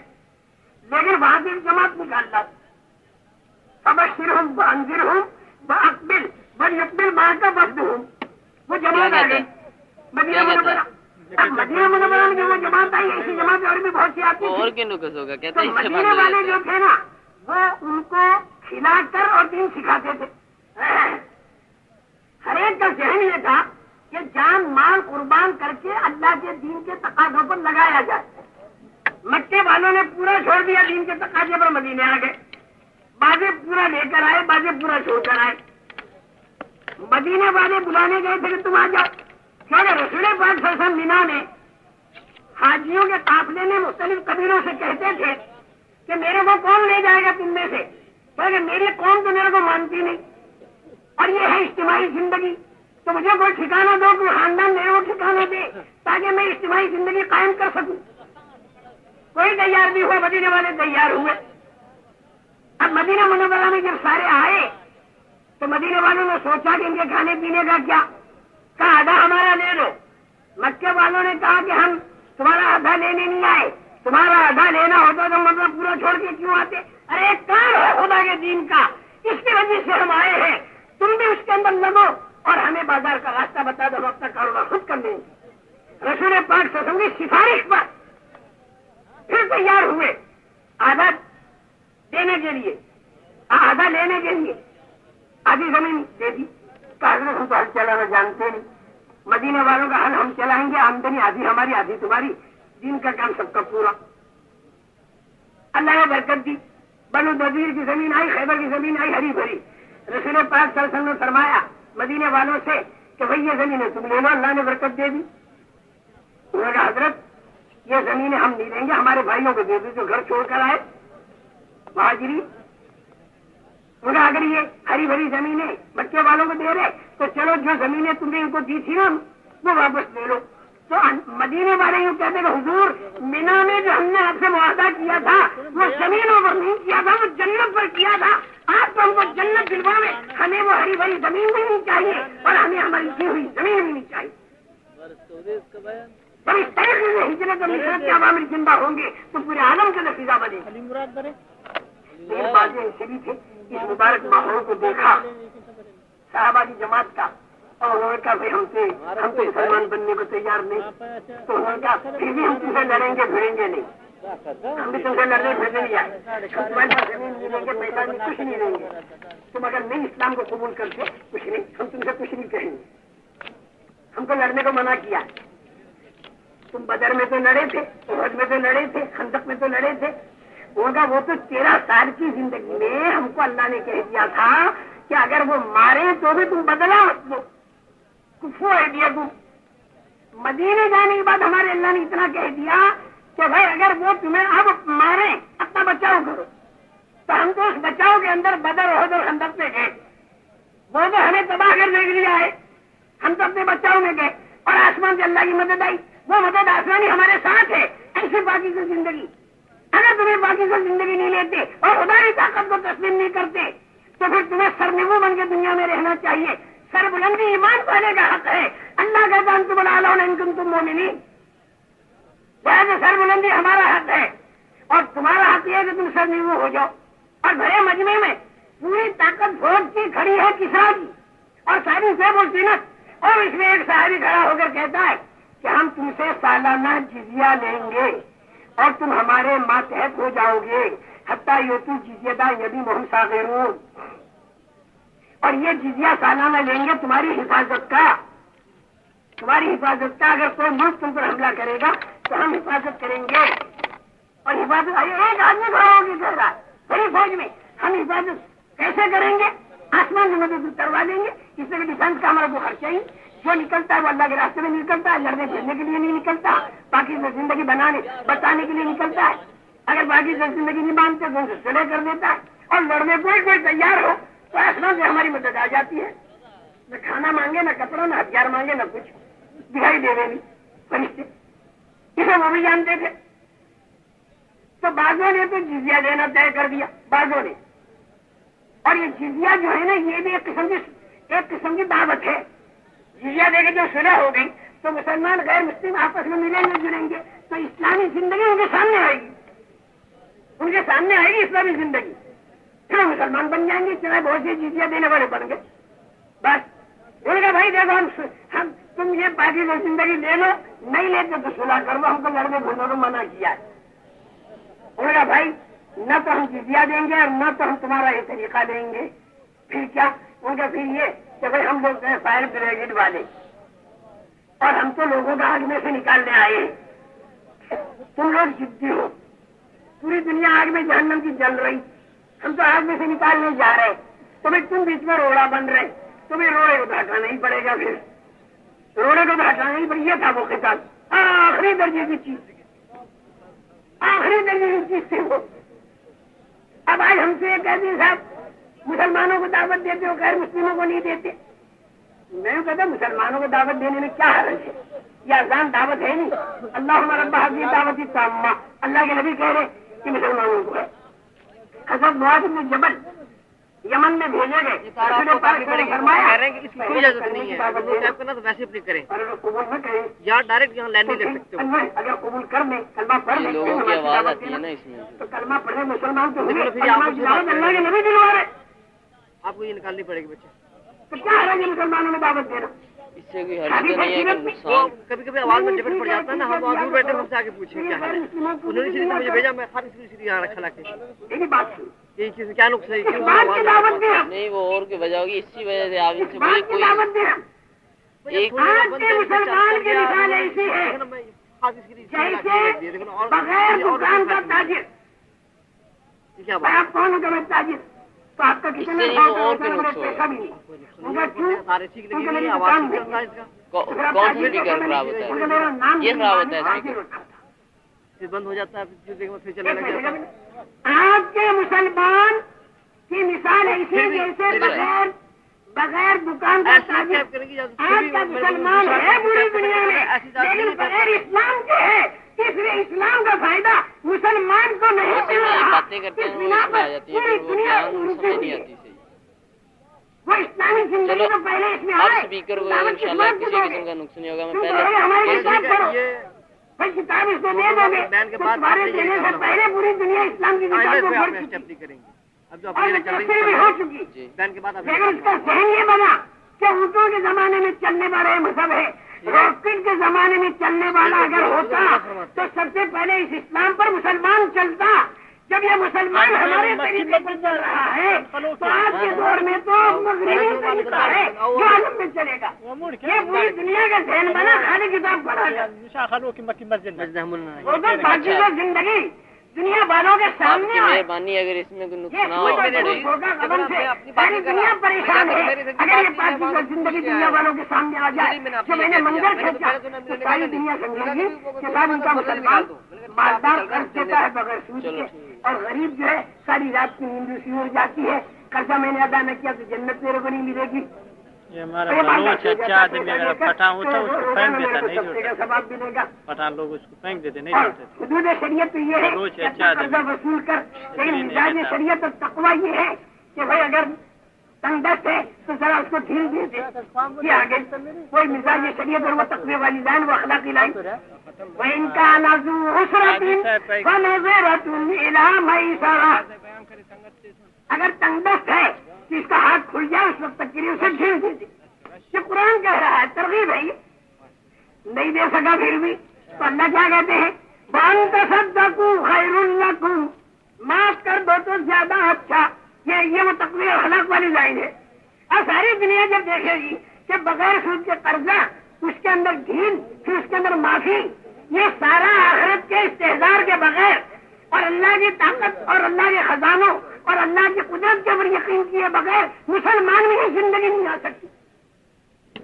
تو پورے عالمی پیمانے پر جو اسلام پھیلا ہے، ایک تو صحابہ کی جماعتوں میں نکلنے سے پھیلا ہے، لڑائی بھڑائی تو بالکل آخری درجے کی چیز تھی، اصل تو دعوت اس پارٹی سے زندگی کی تھی، لیکن بعد میں جب بستہ ملک مال پر آ گیا ایک دوسری ترتیب تھی دنیا میں دین کے پھیلنے کی، اور وہ حج تھا۔ حج خشکی کے راستے سے ہوتا تھا، تری میں تو کشتیاں ہوتی تھی، گھوڑوں پر بیٹھ کر، بیل گاڑیوں میں بیٹھ کر، پیدل چل کر حاجیوں کے قافلے بیت اللہ کے چاروں طرف سے 6-8 مہینے کا سفر کر کے پہنچتے تھے۔ ان قافلوں کے اندر بڑے بڑے علماء اور مشائخ ہوتے تھے، تعلیم کے حلقے، اللہ کا ذکر، ایمانی مجلسیں ہوتی تھیں، راستے میں جن مسلمانوں پر حج فرض ہوتا تھا وہ شریک ہو جاتے تھے، بڑی روحانیت والا وہ مجمع ہوتا تھا، اور بغیر ایمان والوں کے علاقوں سے جب گزرے تو بغیر ایمان والوں نے جب یہ حج کا منظر، یہ جماعتوں کا منظر دیکھا، وہ کیا تھا، مسجد نبوی کی فضا کو حرکت میں لے لیا حج نے، مدینہ منورہ کی فضا کو حج نے حرکت میں لے لیا، ایک تو صحابہ کی جماعت نے حرکت میں لے لیا مدینے کی فضا کو، اور یہ حج نے اس مدینے کی فضا کو حرکت میں لے رہا تھا، اور اس سے پورے عالم میں ایک فضا بنتی تھی کہ یہ ہے مسلمان، یہ ہے اسلام۔ سبحان اللہ، دیکھو کیسے رت میں رونے والے اور کیسے بااخلاق لوگ ہیں یہ، اس سے پورے عالم میں فضا بنتی تھی۔ لیکن اب یہ حج جو ہے ہماری کمزوری پر اللہ نے انتظام کیا ہوائی جہازوں کا، تو فریضہ پیدا ہو گیا، لیکن پورے عالم میں دین اسلام کی فضا بننے بند ہو گئی۔ تو وہ صحابہ کے قافلوں کا نکلنا جو تھا بعد میں ملک بال پر آ گیا، جس کا نام جہاد ہے، وہ جہاد لڑائی بھڑائی تو آخر میں چیز تھی، اصل تو مدینہ منورہ کی فضا کو حرکت میں لانا تھا۔ उससे दिन फैल गया। इसके बाद में हज का इंतजाम था, हज से दिन फैलता था। अब आलमी पैमाने पर दिन के फैलाने का जो इंतजाम होगा वही हमारी पैदल जमातें, तुम्हारा ये भी खराब हो जाएगा, बता दें। ये पैदल जमातें पूरे आलम के अंदर चले ताकि हर मस्जिद के अंदर जमात बनाने, मस्जिद नबवी की नकल उतारे, इसको तो सामने अब रखे, मदीना मुनव्वरा की नकल उतारे। लेकिन पहले वो नकल जमात बतावे तो सही कैसे उतारी जाए। नहीं, इससे तो वैसे कोई अभी तक हुआ है ना, हमारे पास आई सिग्नल आया जब तक वहाँ। और हर बस्ती मदीना मुनव्वरा के नमूने पर आ जाए। इसके लिए अब ये निकाल दूर दराज के लिए निकल जाओ और 8 महीना सालाना जवानी दिन का मकानी काम करो। हम तुझे बताएंगे, कारोबार और घर को बीच में सलवटों में करो। मेंबर के पीछे हम छोड़ने तो सबको मना नहीं करते, और अगर किसी ने छोड़ दिया और उसूलों के साथ रहा और उसमें वो तकवा और तवक्कुल मौजूद है, जो किसी से मांगता भी नहीं, चोरी डकैती नहीं करता, तो हम इसको कारोबार को मंजूर भी नहीं करते। लेकिन ये बड़े पक्के लोगों का काम है, जैसे असाबे सुफा में से भी बाज़ों ने जब मांगने शुरू किया तो रसूल पाक सल्लल्लाहु अलैहि वसल्लम ने कारोबार को लगा दिया। किताबों के अंदर मौजूद है। वो बड़े पक्के लोग थे, उनका जान देंगे लेकिन ईमान नहीं देंगे।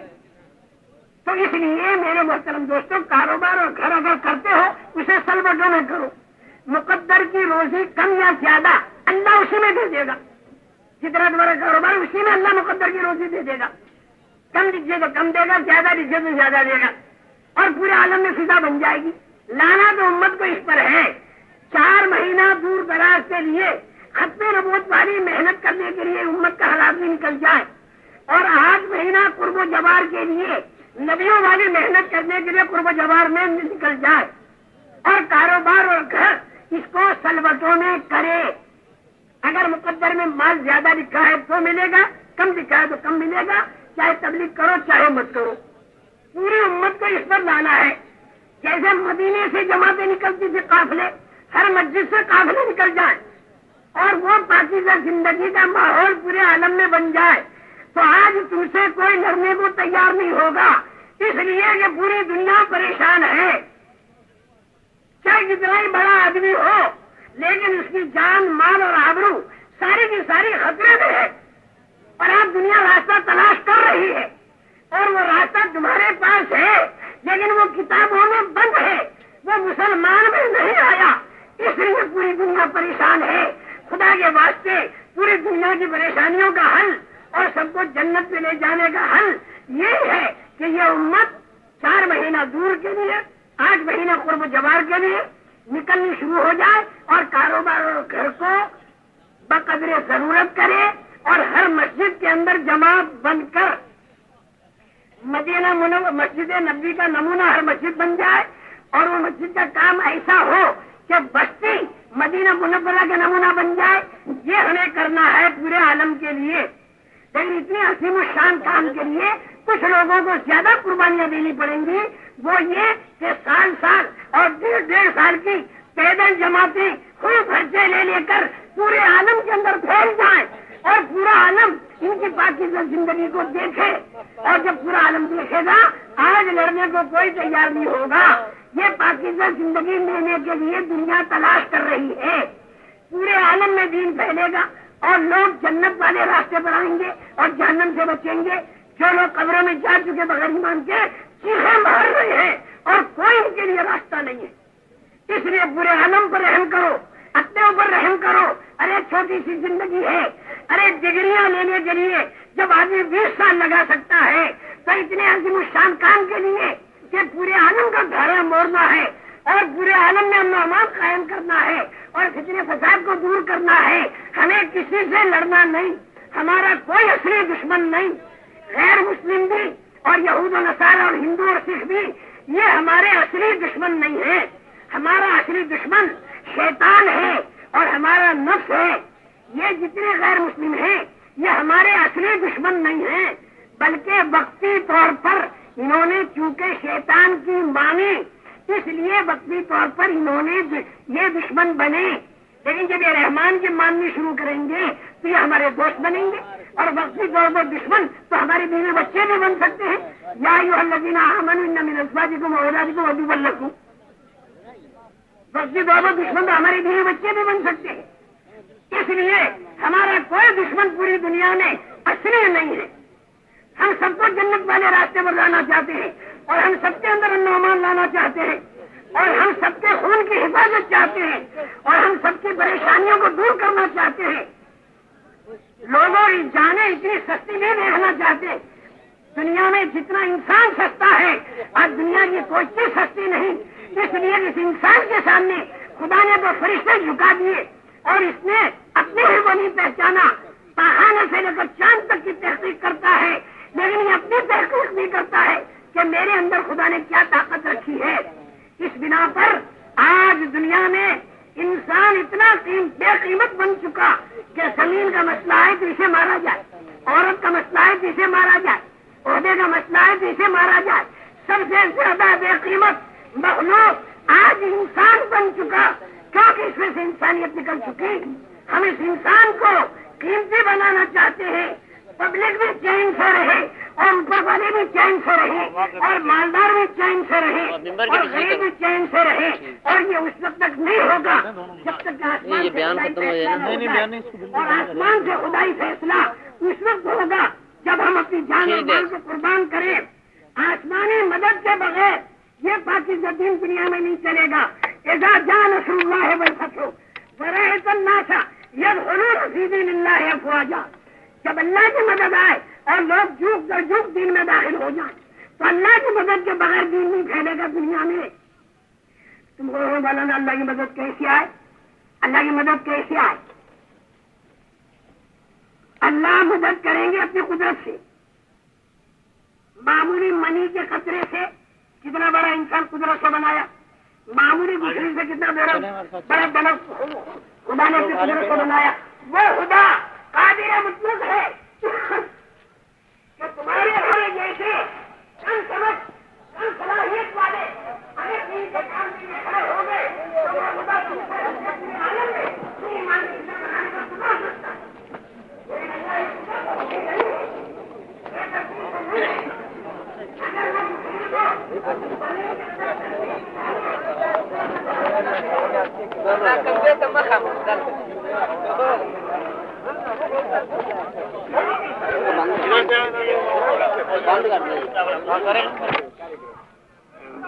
جی نذیر احمد صاحب کہاں؟ کتنا وقت؟ اللہ قبول فرمائے جی۔